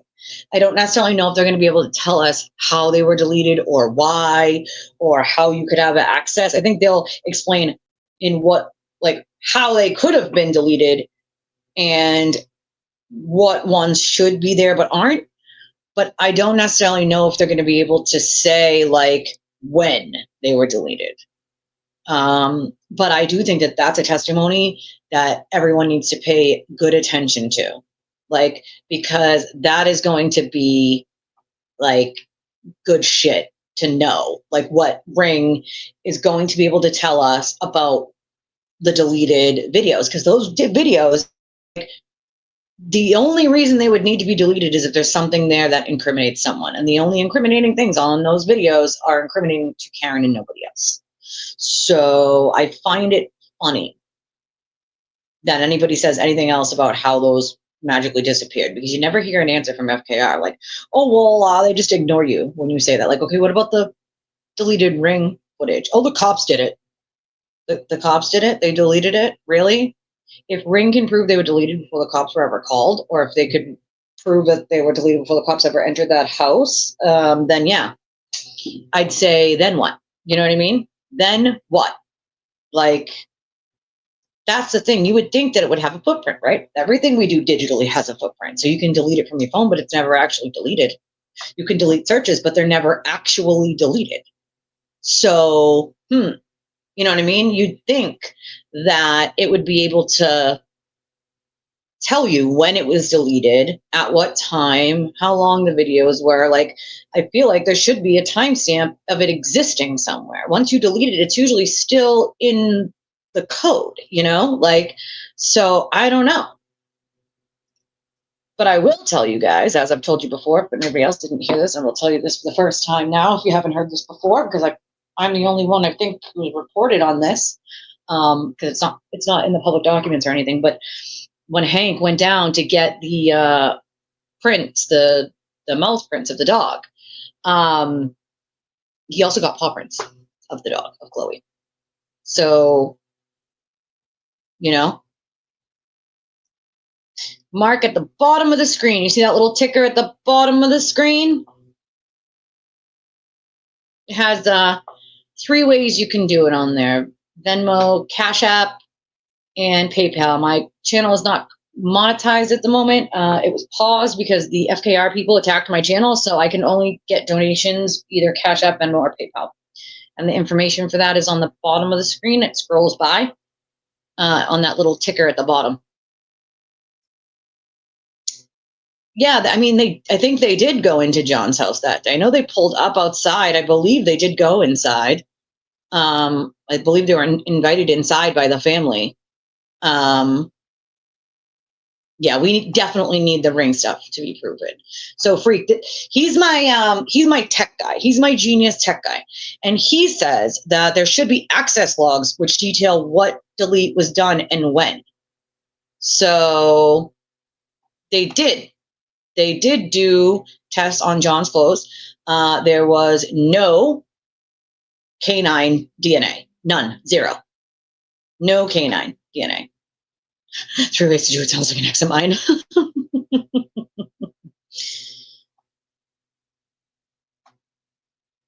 Thank you, Mark. I appreciate it. Thank you very much. Yeah, the poor dog, right? But yes, no dog DNA. There was no dog DNA. They swabbed his clothing where the defense is claiming that Chloe could have bit or scratched, and there is no dog DNA present. So, oh yeah, I don't have Apple Pay. It's the only thing I don't have because I don't have an Apple phone. It's the only thing I don't have. Ashley's got the information. This is the other information for Cash App, PayPal, and Venmo. Click the lick button. The lick button? We have a lick button now?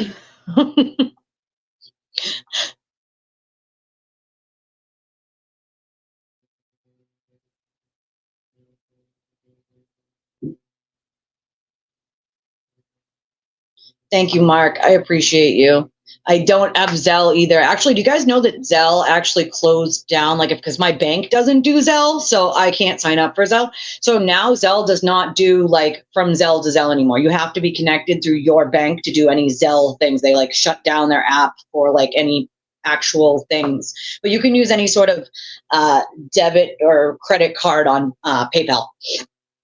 It's really quick and easy. Yeah, I don't have Zelle. I don't. My bank never did Zelle, Yeah, I get. Yeah, that's the thing. My bank doesn't do it because my bank is an online bank, so I guess that's why they don't do it. But I tried to sign up for Zelle. Other people asked that same thing, but because my bank doesn't do Zelle and Zelle no longer does payment to just Zelle to Zelle anymore. I couldn't sign up for it. I tried. Yeah. Yeah, I know. That's the one thing that the article was saying about it too, is that they don't charge. I mean, Venmo and Cash App don't charge either. PayPal charges me, but Cash App and Venmo don't charge either, unless you turn on purchase whatever, blah, blah, blah. And then it charges one or the other or both people. But I wish I did. I don't, unfortunately. It charges you, huh? Cash App charges you? You got to slide off that little purchase thing. That's why. Because otherwise it's free. No charge on that.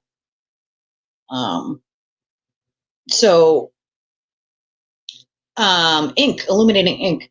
So since you're new, is there any other questions that you have pertaining to the pieces of evidence that are in the case? Is there something specific that you're wondering about? Because I sometimes find fascinating when people are first stepping into this case, the things that they haven't realized actually exist in it, right?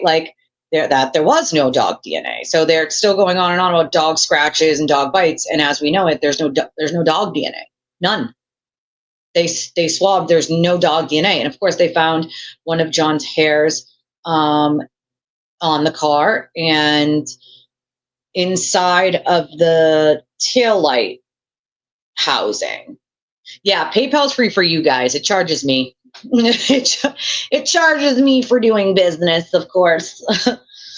But yeah, they inside the taillight housing, they found the DNA, John's DNA. So, and now we know that John took Karen's glass, which we didn't know before. Okay, so we did not know before that John had taken Karen's glass and his glass. We thought is a possibility because they found Karen's straw. But that could have meant that he just took the straw, right? Didn't necessarily mean he had the glass, right? None.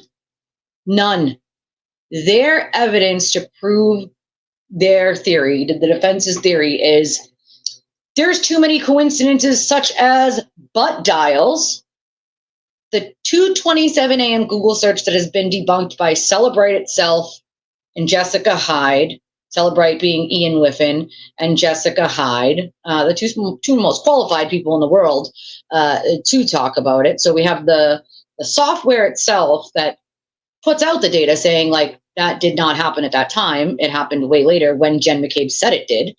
Lines up perfectly with what she said. So theirs is the Google search that the injuries on him don't match someone being hit by a car.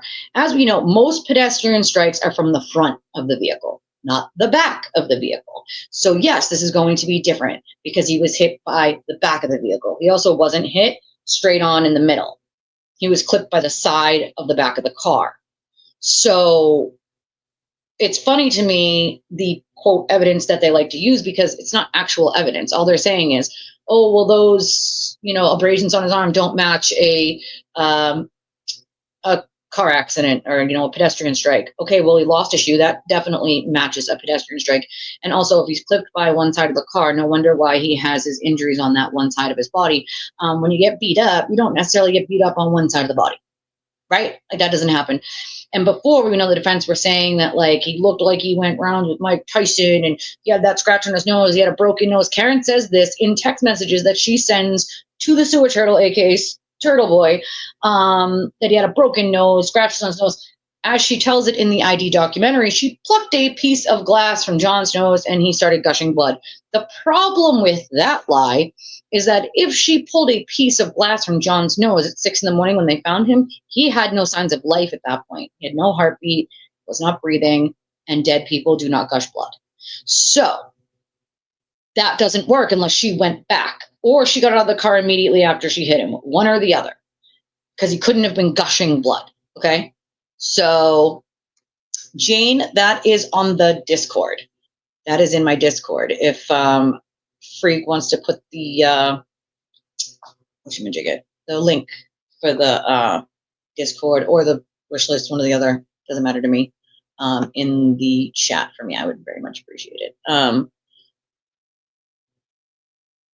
Yeah, so that's the thing. So he has two glasses, right? So we know in the first trial, they were saying that it was inconclusive, that they couldn't match the glass, right? Now we know why, because we're all confused. Like, what do you mean you can't match the glass? Like, it's inconclusive match to the other glass. Well, now we know why, because there was two glasses. That's why, because there was two separate glasses. Now they'll be able to match some of the glass to Karen's glass and some of the glass to John's glass, which I would think that they would be doing right now, because that is something that they heard. That's the first time they heard that in the ID documentary. And Hank says it in the court. Your Honor, we have learned new information. This is the first time we're hearing it, that Karen says that John took her glass when he exited the vehicle. So if he took Karen's glass and his own glass, no wonder why some pieces of glass were inconclusive with matching with other pieces, because they're two separate glasses. They don't match, right? Like, they're two separate glasses. So that, I think, is something that we're going to find really like interesting going into this trial, is whether they went back and matched the glasses, like what the guy from Ring has to say about the deleted videos, what the new accident reconstructionist says, what the I think they got a dog person to talk about how it's not dog bites and dog scratches, an actual expert on those things, not just someone who read books on it and studies that had like excerpts about dog bites. And also Dr. Russell says something about like, oh, I saw over 150 or 200 bites or whatever it was. And then they narrowed it down even more, like, well, how many of those were dogs, right? Like, and how many of those were police dogs? And I think she said all of them. None of them were like domestic dogs or something like that. And it's like, okay, well, this is not a police animal. This is a regular dog. But as Hank Brennan brought up in one of the last hearings, he said, well, the defense is now not even claiming that it is it's Chloe. Now they're saying it's a random dog and or animal. And I think the whole reason why they're going to say that is because guess what? Now that Hank has the paw print, and the bite patterns of Chloe after John died and before John died, you can't argue it was Chloe because nothing is going to match that. Nothing. Because no dog bit him. So now they have to go with it's a random dog and or animal theory. Not sure how that really helps them. Like, you know what I mean? Because you're going to say, what, he got beat up and a random animal bit him or scratched him when he was laying there? Like, that doesn't make sense. Like, well, that doesn't make her innocent of anything or not guilty of anything. Like, yeah, that car data will show when his seatbelt came off, what time his butt came off that chair, what time the door closed. Hopefully that U2 song that she said she played, we'll see what time it was played till when, whether the volume went down when those alarms started screaming at her, what time those alarms hopefully started screaming at her. Because there was lines of data that were missed the first time around. The defense experts did the chip on, chip off, and they missed some data. And so they did this chip on, chip off again on the car, and they got more data this time. And as I understand it, it's a lot of data, voluminous. Like Hank says, it's voluminous. There's a lot of data. So I'm really dying to see if he says in opening statements what it is. You know what I mean? Like, I don't have the monetization because FKR attacked my channel, and so it was paused. So I don't have super chats and super stickers and whatchamajigget's memberships. I'm in the literal process of waiting for YouTube to reapprove that again. So that's why I don't have that yet. I'm also a much smaller channel than some of those people, but I have to re-wait for YouTube to reapprove that. Could take over 30 days to do so. So I'm still waiting on that. That's why you don't see that option, because I don't have it yet. I had it and then it was paused and I had to wait 6 months to sign up for it. So we can all thank FKR for that nonsense. Jerks. But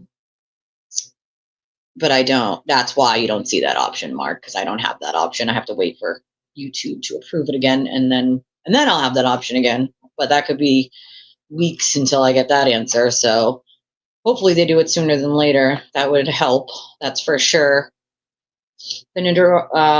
Somebody else might have it that can, like Zelle or something, that could send it to me. Maybe, I think Ellen, maybe she had it, depending on if anybody wants to share their information to be able to like send it. But Barb says a neurologist, yeah, to talk about how he got the head injury. That's right. The neurologist is going to be good.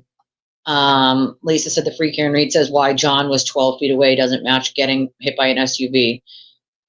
It does. They're not smart and have no idea how it works. Like, it's amazing to me, the stuff that they say without knowing anything. Like,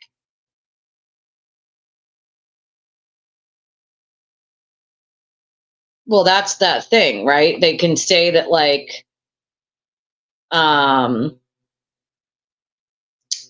he was framing her. How? I ask them the same question all the time. How did he plant taillight to a place he never went to? He didn't go to 34 Fairview. He would have had to plant taillight in front of the whole CERT team. So that's why they now claim, like, that's why TB now claims it wasn't Proctor, it was someone else, because Proctor never went to 34 Fairview. Also, they went back 5 years in his communications, and they did not find anything that was a conspiracy or a cover-up or a frame job. How do you frame someone when you weren't even there? Also, what motive would he have to frame a woman he didn't know? Just because he thought she was crazy? Like, yeah, so do we. Doesn't mean we want to frame her. Like, oh, he does that by sending his minion mob to report, and then YouTube does their like automated bot shutdown for 6 months if that happens to people. And because I'm a smaller channel, it's easier to attack than it is bigger channels where YouTube actually pays attention, because YouTube takes a hefty amount of people's monetary. So when you have a bigger channel, they get more and they care more. When you're a smaller channel, they get less and they care less. Unfortunately, yeah, the only options I have are Cashapp, Venmo, PayPal. That's all I got. Sorry. That's the only options I have. I wish I had Zelle. I do not. Hank made the comment about the seat. Yep. Well, yeah, if they have John's seat, they would have Karen's too. It wouldn't be just one or the other. If they have John's, then they have Karen's, the time of the seatbelt as well. Like,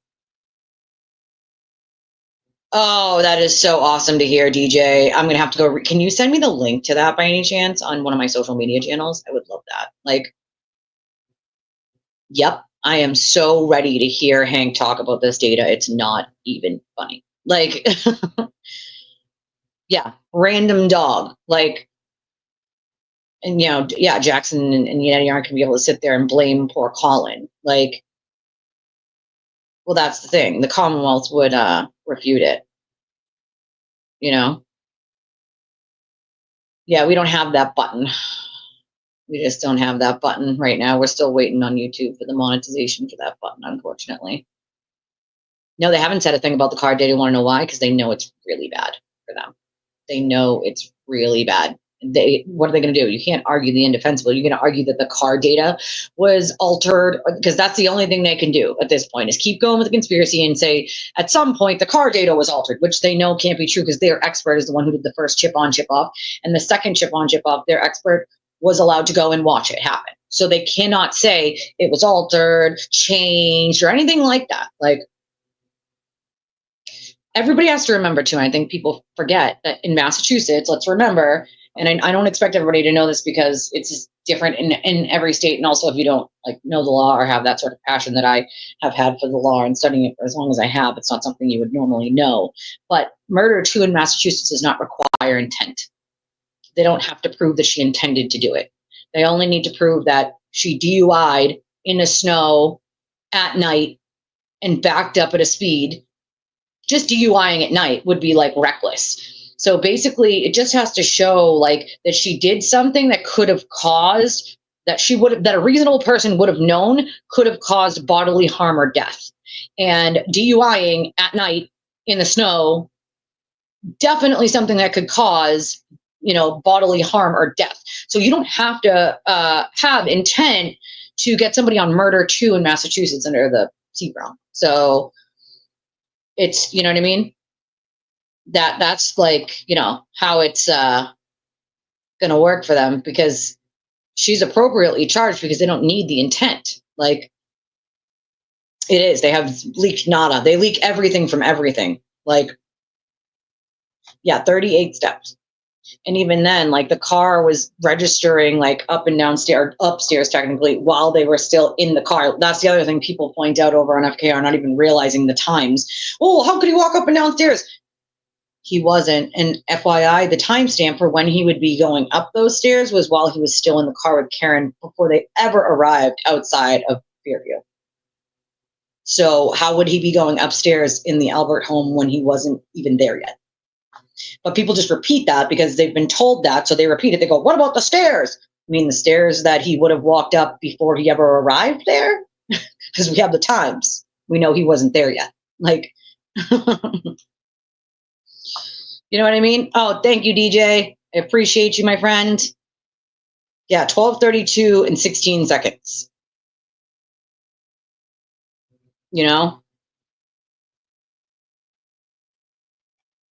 Surely they're running out of things to claim are altered and fixed against Rancid Reed. You would think, right? You would think that they were running out. But all they ever really do is scream from the rooftops that everything's a conspiracy and everything is corrupt and everybody's out to get poor Karen, right? Poor Karen, everybody's trying to frame her. Even all these people who liked her. That's the part that gets me, is most of these people liked her. Nobody hated her before this. So it's you're going to argue that everything's a conspiracy and nobody liked her, because everybody testifying said that they liked her, right? That they thought that her and John were having a normal, relationship. So to me, it's strange, that they're going with the whole oh, well, she was set up. Well, what's the motive for anyone? What is the motive for any of these people to say, oh, we don't like her, we're going to frame her? Proctor had no motive. He was on call. How was he going to know that was happening? right? Like, none of these people had a motive to do anything wrong. Never mind the fact that once again, there is taillight found at the scene that matches Karen's car. She admits to being the one driving that vehicle. She admits to being out front of it, even though she tells Jen that morning that she left John at the waterfall. And Jen says, "What do you mean? I saw you outside my sister's house." So, I mean, come on. Right. You'd have to prove a motive. Like, where's the motive? Like, where is the motive for anyone else except Karen? Karen's motive is she was angry. It's really that simple. Nobody backs up at 24 miles an hour while they're happy-go-lucky. Right? You're not happy going, I'm going to back up real fast. If you're backing up that fast, it's because you're angry. You're not happy-go-lucky hanging out. You know what I mean? Like, yes, there were, Maui, quite a few during COVID too, you know? She was offered a plea in the very beginning of 18 months and she turned it down, you know? I just don't think the state will ever offer her a plea again at this point.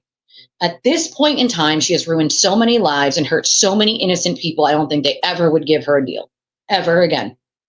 I don't think they would even consider it, to be honest with you. I just don't. I don't think they would ever offer the sewer turtle a deal, to be honest with you. And I think he's quite upset because they haven't offered him a deal. I mean, he's clearly trying to get out of this already. That statement, that tweet he made, and let's just read that part again for the people who weren't here, because now there's 256 people watching. And when I read this, there, you know, it was very in the beginning, so it was like less than 100 people who are watching.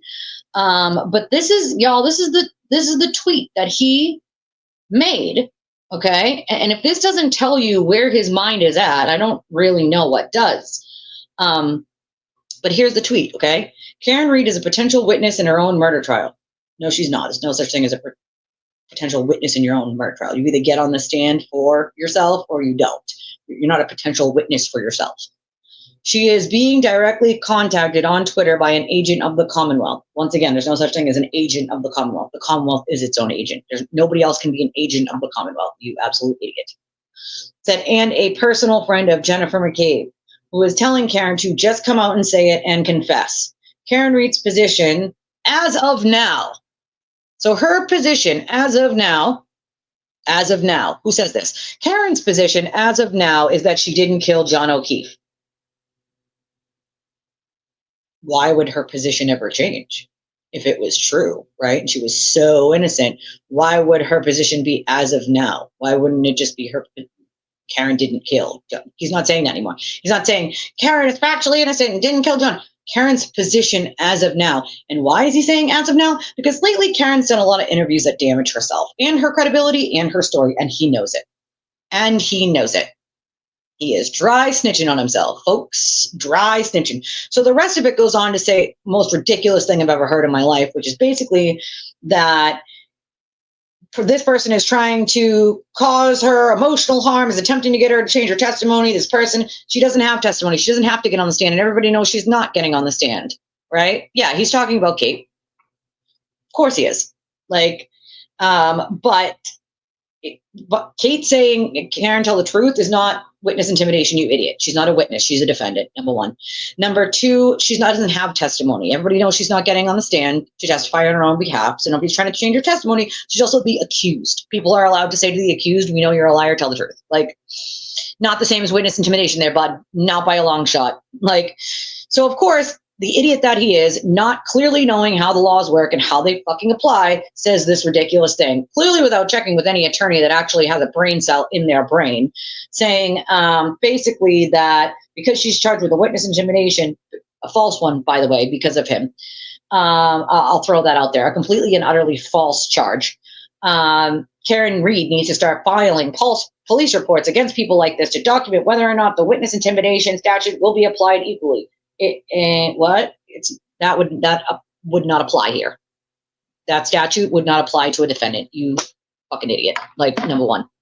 Number two, you want Karen to go make police reports with cops that she claims are corrupt, just like you run to the cops that you say are corrupt. Make it make sense, Sewer Turtle. Make it make sense, please. Please. Like, stop it. Like, for the love of God. I just don't think so, Carolyn. I have this real good feeling that Hank is going to get the job done, you know? He's always worried, make no mistake. Even when he claims he's not worried about anything, the second he shuts that camera down and gets off his live stream, he is extremely worried.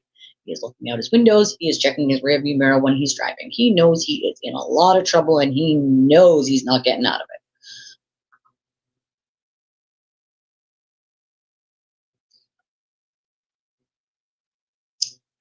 Let's just all remember that he knows what he has done, okay? He knows the evidence that exists against him. He knows how many witnesses there are against him. And he knows that he knows at this point that Karen is not innocent, and he knows he's got himself in a heap of trouble with a heap of evidence, okay? He knows this ends badly for him, no matter what. Now it's about how does he get out of it. He can't say that he's not supporting her anymore. He can't just scream from the rooftops that, oh my God, I was lied to, I was duped. It's too late for that. He's already doubled and tripled down, so it's way too late for that. He knows this. So the only thing he can do is ride this out until the very, very end. Keep trying to bring in those donations and the merchandise money and the membership fees and showing up at events and being paid for those. All he can do is that and try to line his pockets. But what he doesn't realize is he can line his pockets until the cows come home. Every bit of that money is going to go to the victims who sue him when this case is over. Make no mistake when I say the civil suits will be flying down when Karen's case is over, and he will be sued into oblivion. He will be living civil suits for years to come. And while he is sitting in prison, and these civil suits go, and either he settles or he loses, they will then take the money out of his commissary that his culties send him, okay? And it will be given to his victims, rightfully so. I promise that if I get a chunk of change from suing him, that I'm setting up a victims fund for other people who have been victims of his before this case existed, because there's a whole hell of a lot of them. A whole hell of a lot of them. And every single one of those people deserve justice for the shit he has done, the lies he has told. He was paid to just tell stories about people. He never checked the information. He still doesn't check the information. Just make that abundantly clear. Okay. He got away with civil suits before because he told the judge, Your Honor, it's just my opinion. It's my opinion, Your Honor. I'm an opinionist. It's my opinion. But he made the mistake of screaming for the last 3 years. He's a journalist, and then getting those press credentials. So now you cannot say you're just an opinionist, that it's a fact, because those are things he has been screaming from the rooftops about fact for 3 years now. So he can no longer say he is an opinionist.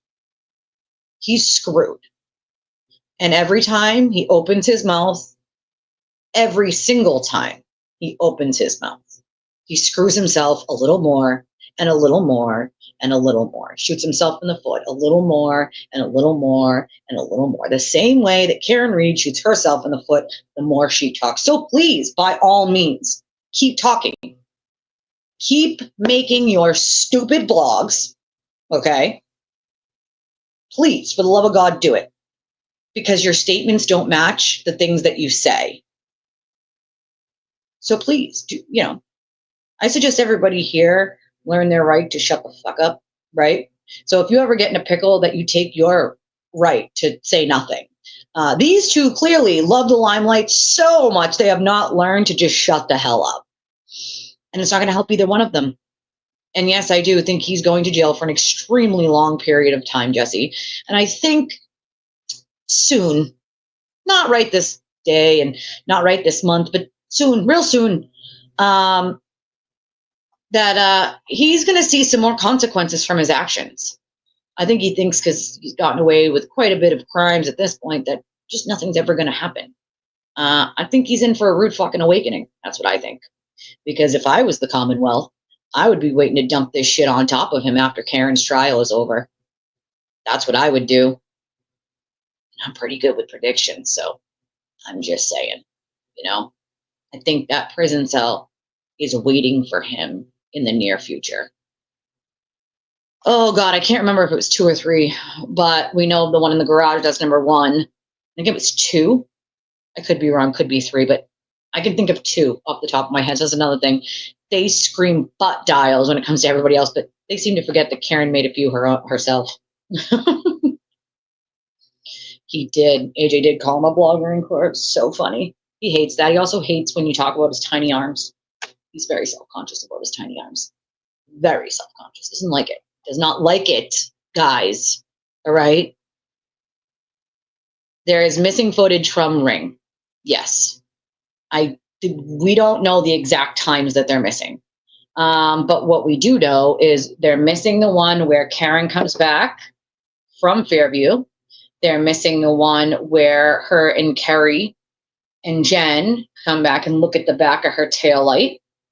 They're missing, for the one that she comes back from Fairview, she plucks a piece of taillight out of her taillight housing and drops it into the driveway on the ground, into the snow. And she tells Gretchen Voss that in an interview, which I've been telling you guys for like over a year now. So you guys will see that in trial. You'll hear about that in trial. But that one's missing. And there's the one from when they look at the taillight. And then as far as I know, there was like quite a few. I can't remember the number. It was like 5, 7, 10, something like that. They know that there was that many events that were missing from the Ring cam. I don't know the exact times. There might be some times in the documents. I'd have to go back and look. But there is missing footage. We know that there's quite a bit of missing footage, and there's only so many people who had access to that footage, the kids being one of them, John being another, which he's incapacitated on a front lawn in the snow. How could he delete his own footage, right? Karen is the only one who really had access to that, to delete it. And why would anybody else have a motive to delete it?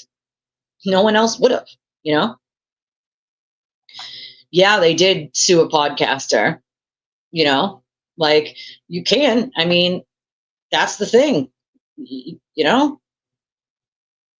Nelson said when Reed is convicted, the only card she has to reduce her sentence is testifying against TV. I do think the DA would give her credit if she testifies against him. Maybe. It's possible. I mean, I don't know how much credit she thinks she would be getting at that point, though. You know what I mean? If they gave her any sort of deal, it would be, all right, we'll give you like 3 years off of 20-year sentence. Like, you know what I mean? Like, she wouldn't be getting anything of substance, I don't think, because of everything she's caused. I think if they gave her anything, it would be minimal. Still be worth her while, but minimal. It is wild, isn't it? Pleading the fifth instead of trying to get yourself a deal. Stupid move. Stupid move. Like, he knows damn well that in the court, they can't use that against him, pleading the fifth. But you know who can? Your followers can. Your followers can use it against you. People who no longer want to follow you because they think you're hiding your criminal actions. Those people that give you money can use it against you. And that's his biggest fear. His biggest fear is being left behind by all of those people who give him money and listen to everything he says. Like, you know what I mean? Like all of it. All of it. Like, it's amazing to me the amount of BS that people will actually listen to when it comes to him. It's like, dude, he sits there and berates people right out in the open and then tells them, you're going to send me money and then you're going to listen to me and you're going to send me more money. Like, it's like, what? Well, who says that? You can only send me $5 or more. I'm not going to read it. It's not worth my time if you don't send at least $5. Like, I'm sorry, who the hell are you again? Who are you to tell anybody how much money to send you? If they send you $1, if they send you 25 cents, you say thank you and you appreciate it, because without them, where the fuck are you? Once again, he doesn't give a shit. He's too full of himself. He's an egotistical narcissist who only cares about number one, himself. That's it. You know what I'm saying? Like, yeah, there was a lot. There's only a few that exist after midnight forward, right? There's only a couple. And as we know, there was more events than just the 3 or whatever videos that they have. So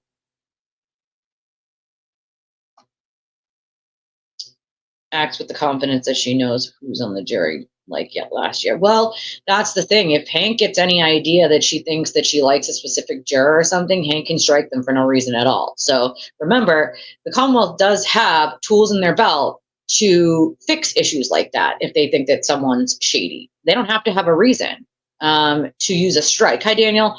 They don't have to have a reason to strike. They can just strike with the strikes that they have. Well, he can be thrown into jail if he breaks the sequestration order, and he's not exempt. And I do think that Hank has a very real possibility that he will break it. I honestly don't think he'll follow it at all. I don't think he ever planned on following it at all. And I think Hank knows that.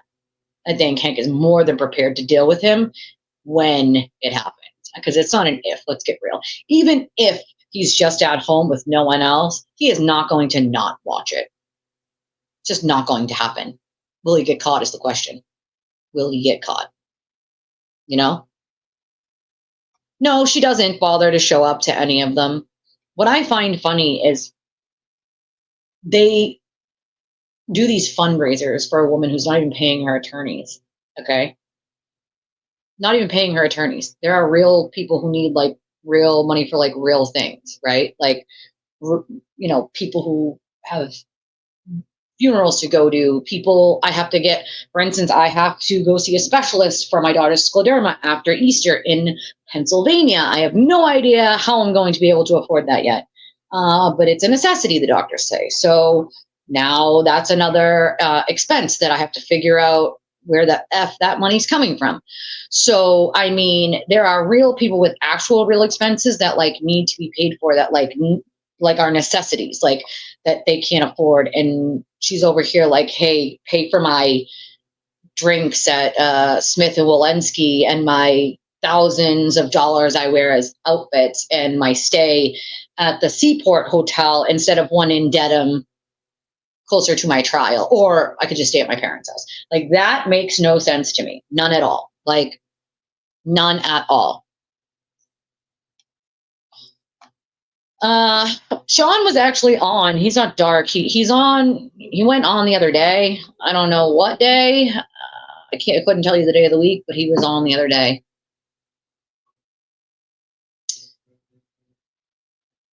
Did he delete all his YouTube content? I thought he made like a new channel or something.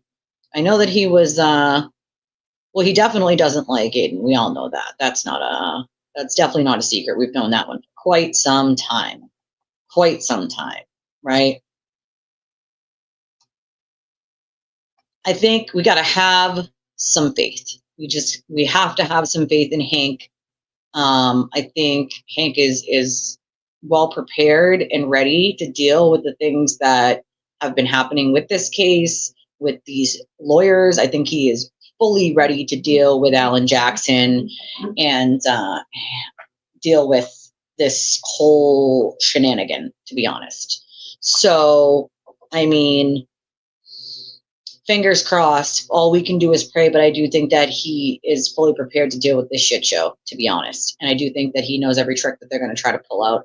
I think he's got great pieces of evidence. And this time around, remember, we have more than we had last time. So some of these experts, for the first time, we're going to hear some really amazing stuff. And I think that is going to be the nail in her coffin, are these new pieces of evidence. And remember, Hank got smart. He was like, give me a bigger screen to show these people, like visuals. He got more visuals. You know what I'm saying? Like, more like things to show the jury. Like, hold on one second, guys. I got a message from my sister coming in here.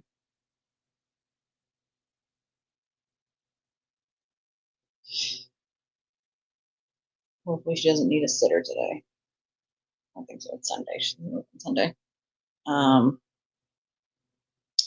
I don't talk politics because it's purposeless.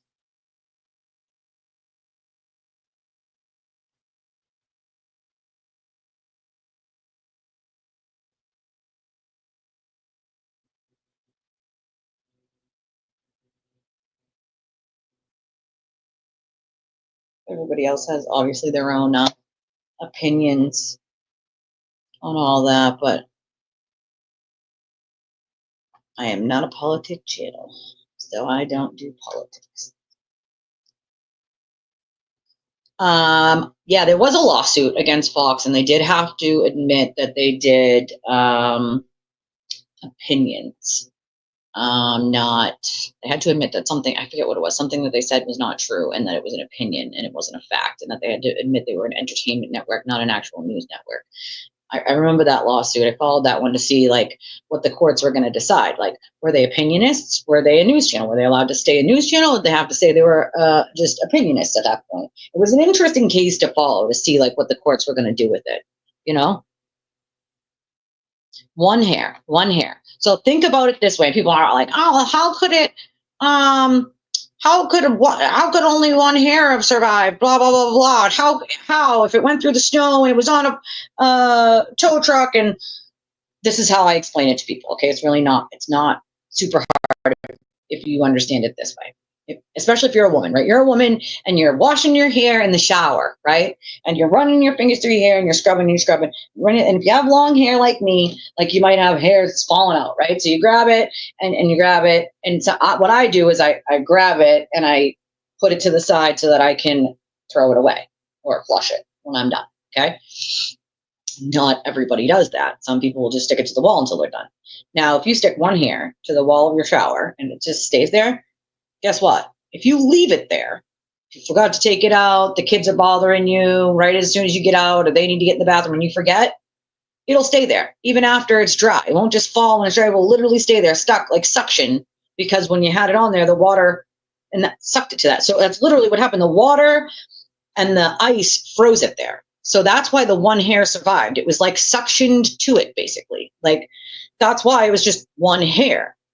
So, like, if you explain it to people in that sort of simplistic way, like, if you think about a hair in the shower that you put on your shower wall until you get out to clean it up, like, and how long it would stay there if you forgot about it, like, till the next day or until later on that night when everything's completely dry and you're like, oh, crap, like, I forgot to grab that. The kids got me in the bathroom. You grab it, you throw it away, whatever. Like, it'll stay there. It will stay there because of the water. Like, I don't like, that's another thing they don't even seem to realize. Turns on his own people, his supporters, and most of it is jealousy. Most of it is he gets jealous of people. He doesn't like smart people. He gets jealous if anybody gets more attention or he thinks they're getting any attention that he should be getting. It's really sad to watch. Like all that stuff happening in real time. It's like as creators, and I don't care who you are, you should want to lift each other up. You should want to lift each other up. And we should want like each other to do better. You should want each other to do well.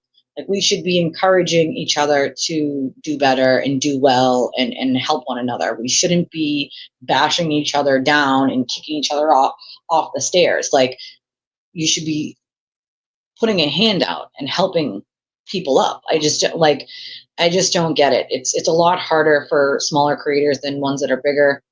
Bigger creators don't have to rely on donations. They have monetization. They can do super chats, super stickers. They get paid per view. Then they also have like memberships and stuff. Smaller creators don't have that, and we have to rely on what people are willing to donate to our channel to cover costs and then possibly make something after that. So where I might get criticism for asking, I don't have the option not to. I don't have 15,000 subscribers. I don't have 30,000. I don't have 60,000. I don't have 100,000. If I did, I wouldn't have to ask. I don't have, I'm still growing. I took a 6-month break from this, and I'm still growing. So I just don't have that option. So for him to be running around screaming at his viewers, it's because he knows that they're replaceable. I just don't understand. How do you forget where you came from? You forget real quick where you came from and who got you there. Those people who watch you are the people who got you there. Have some damn appreciation and kindness for them. He won't ever. The things he says about his viewers in private, they're going to be shocked to see. I mean, some of them have been shown and yet they still just ignore it as if it wasn't said, you know? Like,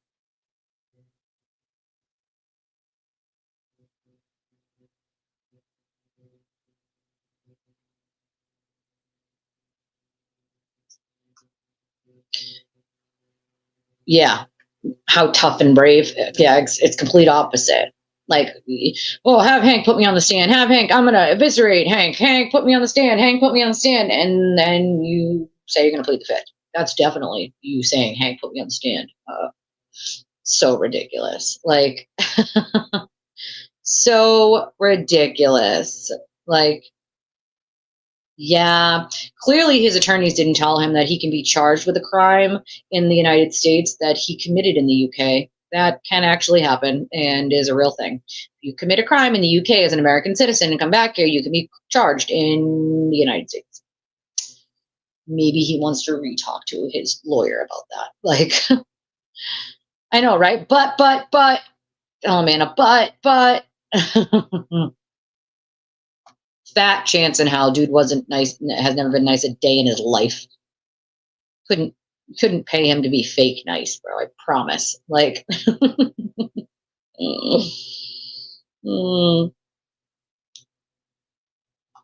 I do think Hank's got this. I do think Hank has got this. Like, I think poor Lally just had so much to deal with. Like, so much. He had this uphill battle of trying to debunk a conspiracy theory that didn't happen in order to, like, do his case. And I think he had to do too much debunking in order to prove Karen did it. You know, you just have to, like, work on the case itself. You know what I mean? Like, work on showing them what happened and when. And I think, I mean, he didn't really have another choice. He had to. So it's like he was just given a shit hand, really. But even with all that he was given, he still did a great job. A great job. You know? Oh my God. You can say that again. I don't know if any of you guys have noticed, but I have. And I am noticing that Jackson and Yannetti, especially Jackson, is looking very stressed out. He's looking very, very uneasy. Like, and that's not a good sign for Karen, you know? Yeah, her words are probably going to be part of the nail in her coffin. Like, he does kind of look like he's always about to start yelling. No worries, dude. No worries. No worries.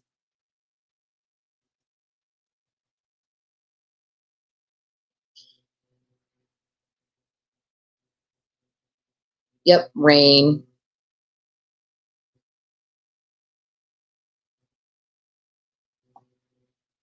What about the dog bites? Yeah, well, that's always what about the dog bites, right? There's no bites. There's no, you know, that it doesn't have a bottom jaw. And also, let's remember that the defense decided they were going to alter the picture, which you never hear anybody talk about. I find that funny. They talk a lot about altering and mirroring, but they don't ever mention that the defense darkened the photos of John's arm. They took the lividity out and they darkened his wounds to make them look like they were deeper than they were to show the court. Why do we never hear about that? That they did that? Why? Why do we never hear? Well, because FKR doesn't want to hear about that part. They don't want to hear about that part. They just don't. Oh, yes, a deer. I have not. I've almost one time, almost. I stopped. I was like, almost came to a complete stop. One ran out because I saw it from far away. And I started to go again. And another one came out behind it, like, but pretty far behind. And I almost clipped that second one, that deer. But I have not hit a deer. But I have seen the damage that it does to a car when you hit one. And yeah, the hair sticks in there. Like, you know? Oh my God. I've seen that. I've never, like, seen it in person, but I've seen, like, pictures of, like, one go through someone's windshield and be, like, stuck in the windshield, like, of deer. Like, isn't that crazy? Like, that's just crazy. Like, you know what I'm saying? Like, definitely never go past a crime scene to say you hit him. Like, or that a plow hit them. Like, oh, could someone else have done it? Like, like, you sure can. You sure can. Hey, Amber. Yep, openings on Tuesday. At least that's what the judge said. So, hoping she doesn't change that now, that openings will be Tuesday. They have 16 jurors. They're still going for more on Monday, tomorrow. They weren't originally, but they are going to go for more tomorrow. So, I mean, let's see what happens. You know what I mean? Like, if they can get 2 more, I think they should get 4 more, but if they could get at least 2 more, I think that's good. But I do think they should do more than just 2 more. I do think that it's like a necessity. I think there's too many jurors that have already been dismissed and that could be dismissed if they don't. So I don't know. In my opinion, I think they shouldn't have stopped until they got to like 20, but obviously that is not up to me. So, you know, I mean, I've been baffled by Bev too and some of the things that she's decided, because they don't really make a lot of sense on some of the things that she did give the defense and that I know any other judge would not have, you know? Like, I don't honestly know how anybody believes this bullshit anymore. Like, I don't. That's another thing. Most of his supporters are middle-aged women. That's like really sad, you know? Like, it's just sad. Absolutely sad. Well, that's another thing. Be so tough and so brave. Like, what's with the restraining orders? Like, why do you need so many restraining orders on women? You're so afraid of women. As we know, that's clearly not true. He uses the justice system as a way to sort of get even or lie to the court to take revenge on someone who dared tell the truth about him. And that's half the problem, right? Like, they did try every trick, and guess what? Denied by every court, as predicted, as me and all of you predicted. Guess what? It was denied. Like, well, you know, guess so, guess it was, you know what I mean? Like, girl, don't cancel your trauma therapy. I need my trauma therapy, I'm telling you. I just make mine like after court hour now. Right. She's helping out the Commonwealth, right? Like, literally. Like, you know? 9 a.m. 9 a.m. I am here 9 a.m. on the weekdays because trial usually starts at 9 or 9:30. Jury selection's been starting closer to 9:30.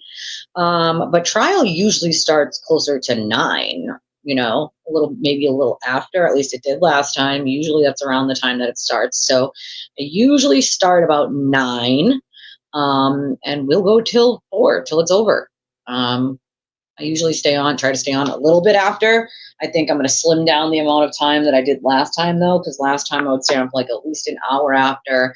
I'm going to slim that time down to like a half hour, because I'm on all that time during the day. So we'll have some commentary during lunch to talk about the first half of the day, and then we'll have some commentary at the end and during sidebars, as we always do, because we can't hear the sidebars anyway.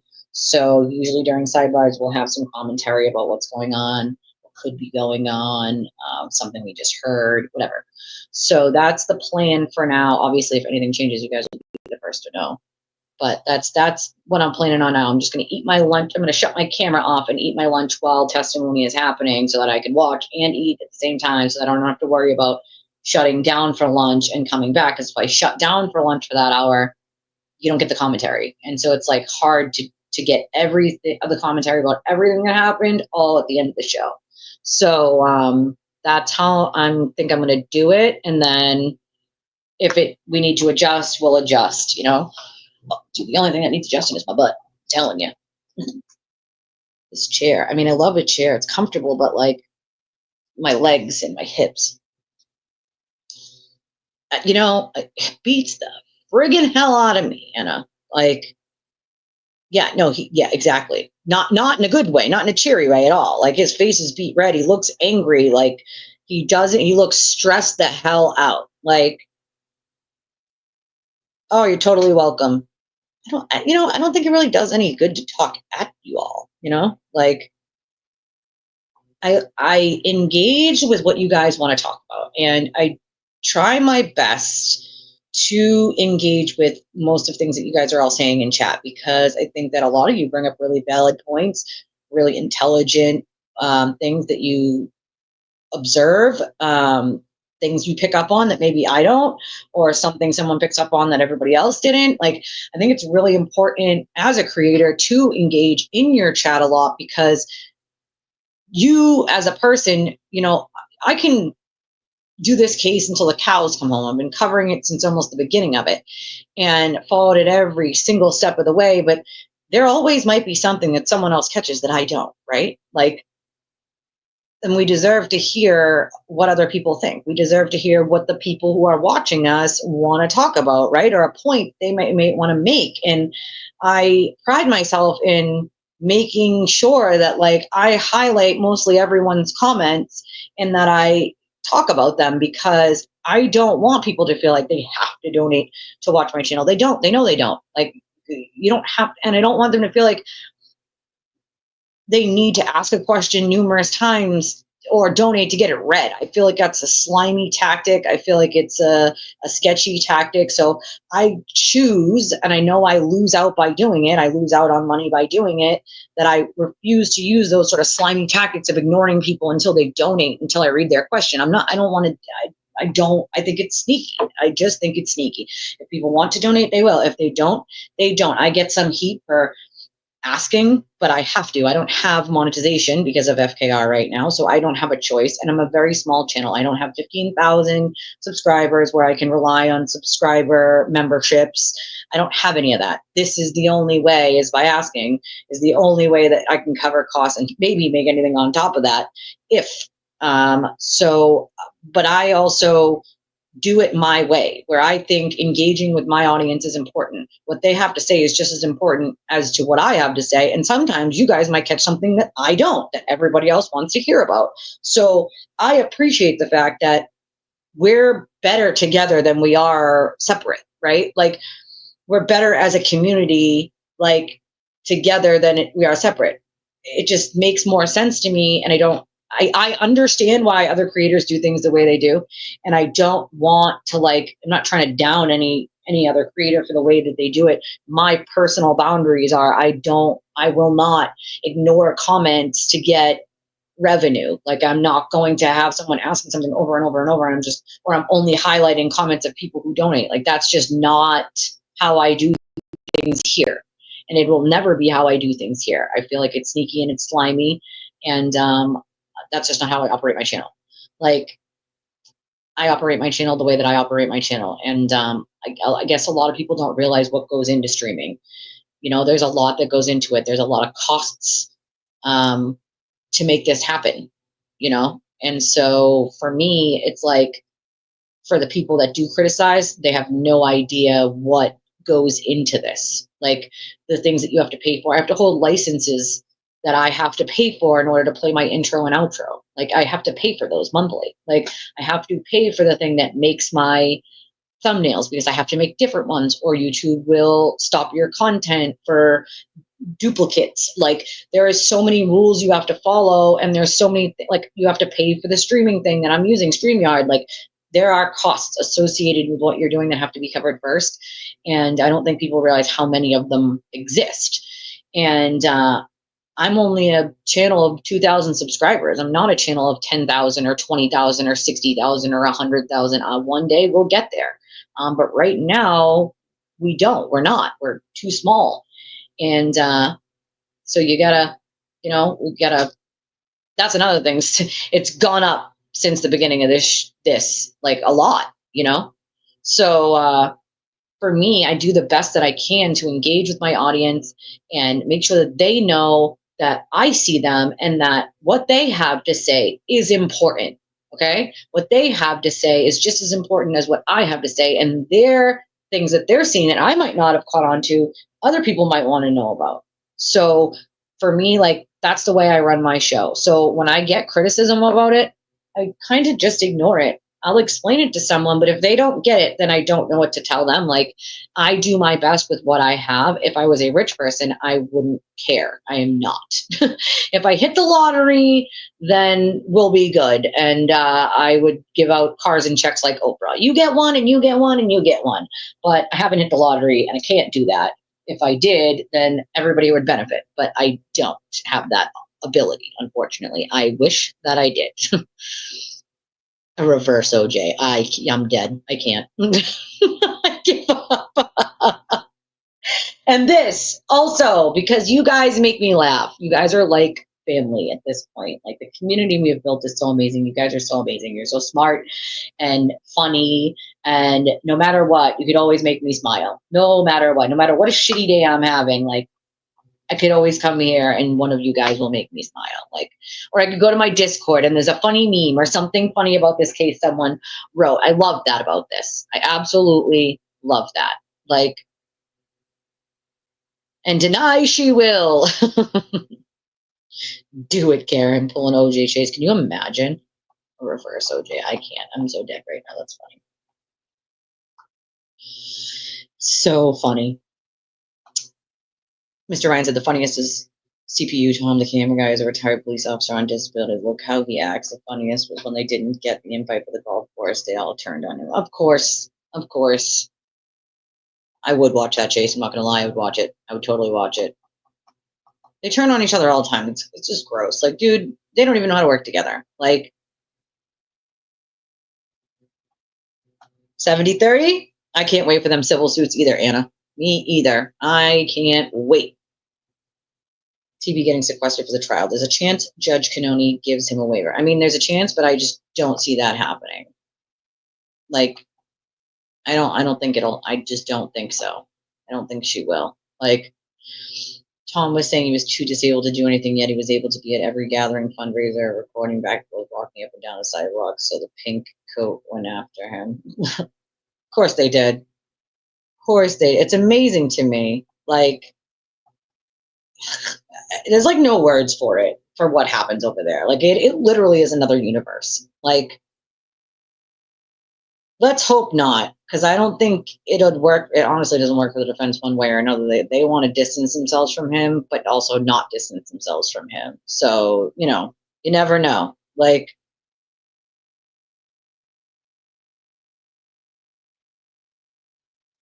let's see.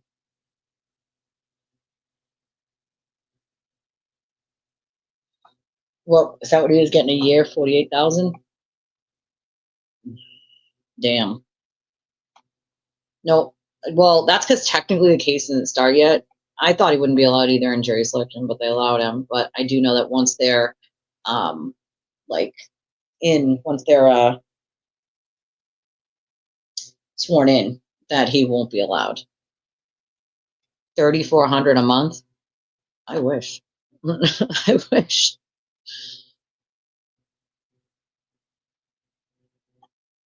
I think Hank should call him. I think Hank planned on calling him. Right? Me and you know it, girl. I would buy that goddamn RV and travel the world. It's like a dream of mine, is to like one day buy an RV or a bus and like make it into like a luxury living space and like travel the world. Like, that would be amazing. That is like such a dream of mine. Like, yeah, that was like a whole long time ago. There was a blog. Yep. There was a blog about it. You want to know why that blog happened, Mr. Ryan? That blog happened because Tom found out that Aiden was cheating on his wife and thought it was gross and said that people were lied to and he didn't appreciate it. And of course, Aiden wrote that blog saying a bunch of shit. Some of it not true, some of it twisted. And wrote that blog about Tom, trashing Tom. And funny enough, entire time, guess who was lying and who wasn't? Tom was actually right. Aiden was cheating on his wife. He was caught, and Aiden decided he was going to lie. So that goes back all the way to there. You know what I'm saying? Like, way, way back. Like, way back years, Aiden's been doing the same things over and over. He's a creature of habit, my friends. Like,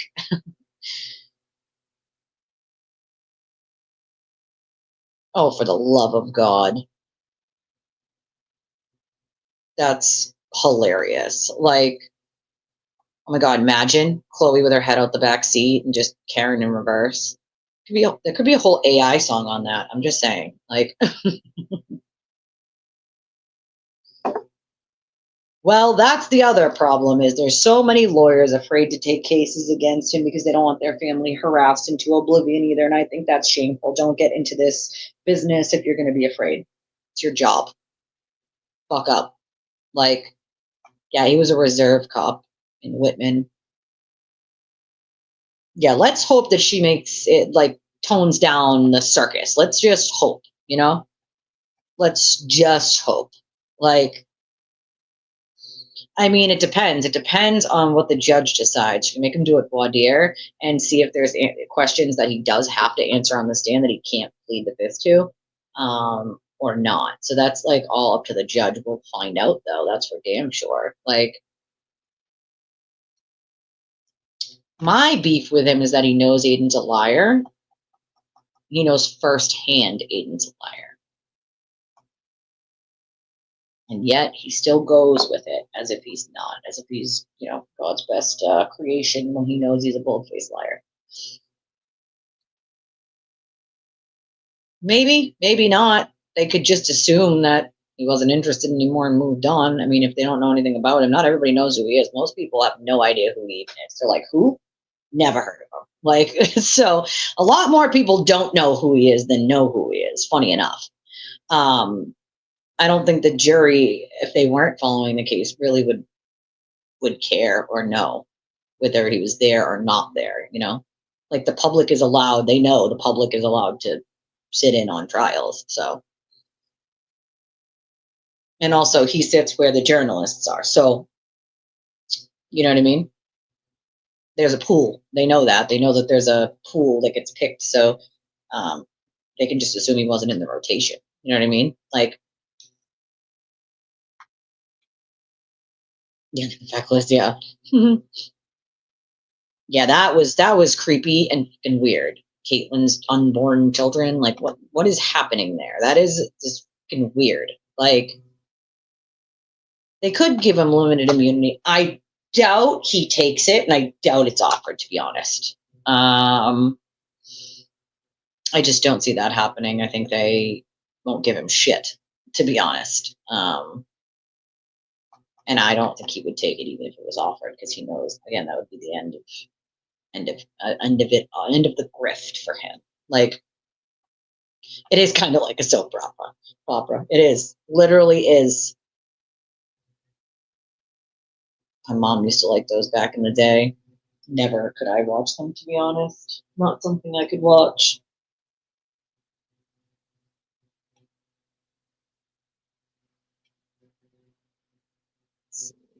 Sorry, guys. Hey, Kim. I mean, there's a lot that we can expect going into next week. You know, we have the last day of jury selection, as they've told us, is the last day, Monday. So I think, like the judge said, openings will be Tuesday. I guess we'll see, right? We'll see what happens. We'll see if they decide that they're going to do anything else after that. I guess we'll see, you know?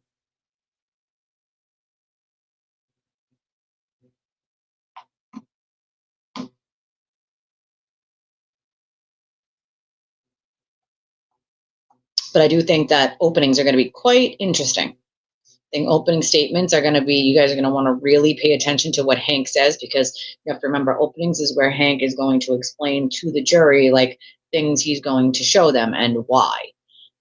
So it's going to be important to listen closely to the way he words things, and just watch his presence, like the presence that he commands when he's in a courtroom, you know, because you just can't help but to listen to what he's saying. You just can't. One day I'm going to pick that man's brain. I'm going to get him agree to an interview to pick his legal brain. Like, I would love to pick his brain, for real. Like, I literally would. Also, we have some birthdays tomorrow. We have some birthdays tomorrow and this week. Leah's birthday is this week, so happy birthday to all my birthday friends this week. Yeah, I mean, she could delay it. She could, but as of right this minute, she said Tuesday would be openings. Like, me too, Jesse. I'm not going to lie. The anxiousness I have to just have the opening start, like, I want it right now. Like, right now. Start now. Right this very second. I want it to start right now so I can hear the opening. So, like, no, it's not efficient. No. That was last time, I think it was an hour, right? I don't know if does anybody remember if she said this time how much it was going to be or how long they were going to have? I can't remember if she put a time on how long openings would be this time. I can't imagine that Hank would do a 3-hour opening, but I do think that he needs a decent amount of time to do an opening. honestly, I don't usually see judges like giving time limits for openings and closings. Like realistically, the lawyers have a right to present their case. Like, so if you put a time limit on it, you're essentially cutting off their case. So, I mean, I don't really know why she's doing that. I get it. You can say like, hey, we can't do 5-hour openings. That would make sense. But most courts let them go as long as they need for their openings and closings because it's their case to present. They have to have that time to present it. So I don't remember if they said, yeah, they're not evidence, but they can really help the jury sort of understand what they're about to hear and what they did hear and remind them of what they heard for closings. So you're right, unless he would do like a 3-day opening statement, like yeah, he does, Kim. There would have to be some discussion about the fifth first. So we got to see where that's going to go. But that doesn't have to happen until he's about to be called. So they might not do that until it's closer to the time that he's going to be called as a witness. It doesn't have to be necessarily done right this minute.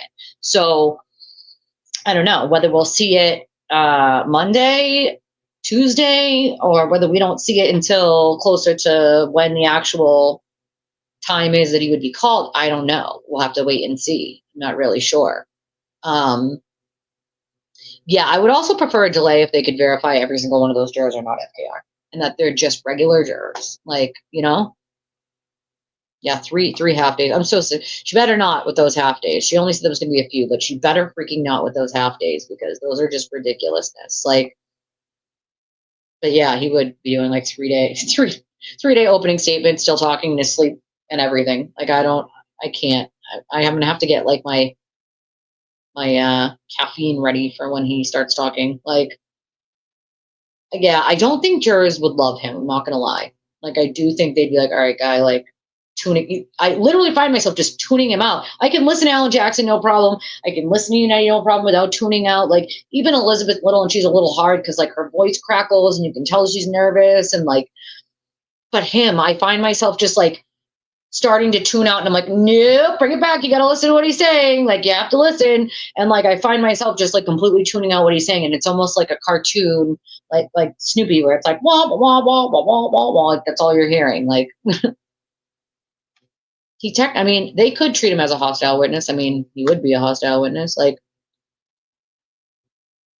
yeah, that is definitely a bit stringent. An hour, especially for a case that's going to last 6 to 8 weeks, is a little stringent. Like, just a little. The year is 2070. Alexi's still pontificating. For real, though. He's also still saying methodology. He's still using that word.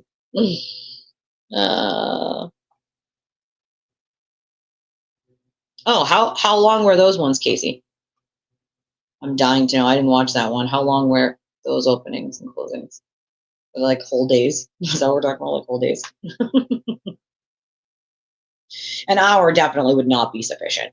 I don't think an hour would be sufficient in a case that's going to last 4 days. Oh my friggin' God. That's crazy, dude. That's a little bit much. Like that is just a little much. I don't know what in the actual hell that is. Like yeah, well, Jackson said he was doing the opening. So whether he still does or not, I don't know. But he said he was. So Crime Talk was making fun of how a week-long max trial is needing 6 to 8 weeks. This trial definitely would never be a week. Way too much pieces of evidence and way too many witnesses to ever be just a week. I think it definitely took longer than it should have. I think it probably could have taken closer to 4, maybe 5 weeks if they had cut out all the half days and holidays and days off. Now, obviously, they're not going to cut the holidays off, but like days off for other things, like you should be clearing your schedule and like rescheduling things to do the trial straight through, DJ said I saw the funniest meme where it was Alessi asking the judge 10 questions just about stating his name. He takes so long just to say his name. I'm like, dude, come on with it. Like already. Like for realsies. Like 2 to 3 days each. That is nuts. They did get the conviction. Well, that's friggin' good. Like 2 to 3, that's nuts. Oh no. That's terrible for those poor people whose house is on fire. We'll say some prayers for them. His point was the third party nonsense, I think, takes it off the real trails. Well, it does, but again, the Commonwealth has a lot of witnesses, whereas the defense used, I think, 3 days of the entire trial. They didn't have very many experts. They didn't have very many witnesses, and not that they have to call any, they don't. But I think with the amount of witnesses and the amount of conspiracy that they have claimed, it's kind of like have to do some debunking of it, you know, at least some. Not as much, I think, as Lally did last time, but they still have to do a little bit based on what the defense is going to put forth. They have to debunk those things that the defense is claiming in order to get a conviction. So I think it is going to take a while, 4 to 6 weeks, 6 to 8 weeks. You know, I think it could have been pushed closer to 5 if they don't do half days and days off. But I mean, not counting holidays, because they can't, there's no court on holidays no matter what. So. All right, guys, I'm about ready to wrap this up. Give me your last minute questions or comments real quick. I'll also point you guys to make sure you hit the like button, please. I'd appreciate it. The subscribe button if you haven't. And obviously, if you can, please make a donation if you can to the channel to help out. That's how we bring you the content and keep bringing you the content. You can do it one of 3 ways: Cashapp, Venmo, or PayPal. We always love our replay crew too. You guys are just as important on replay crew. So if a donation is made while I'm no longer live, I can read it on the next live, which will be tomorrow.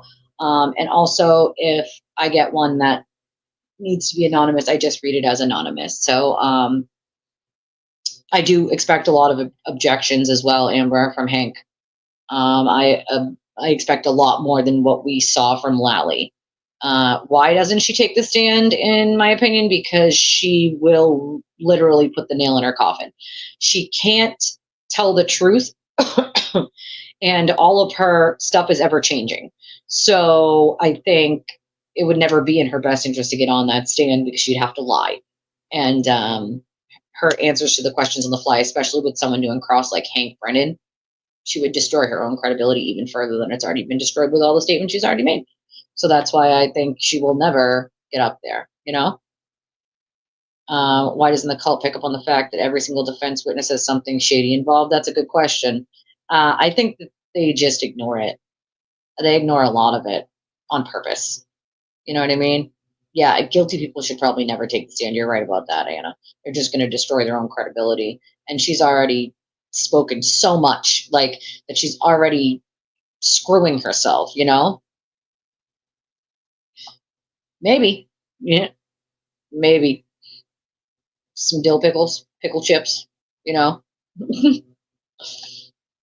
All right. I'm wrapping it up. I love all your stinking faces. I'm going to go eat something. I'm starving now. All that talk about pizza earlier made me hungry. Right? Maybe. It's a possibility. I mean, he's always welcome here. So, I don't know. It's possible.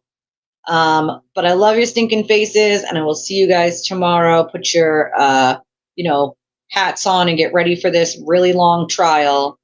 I will see you guys tomorrow. See y'all later. Bye.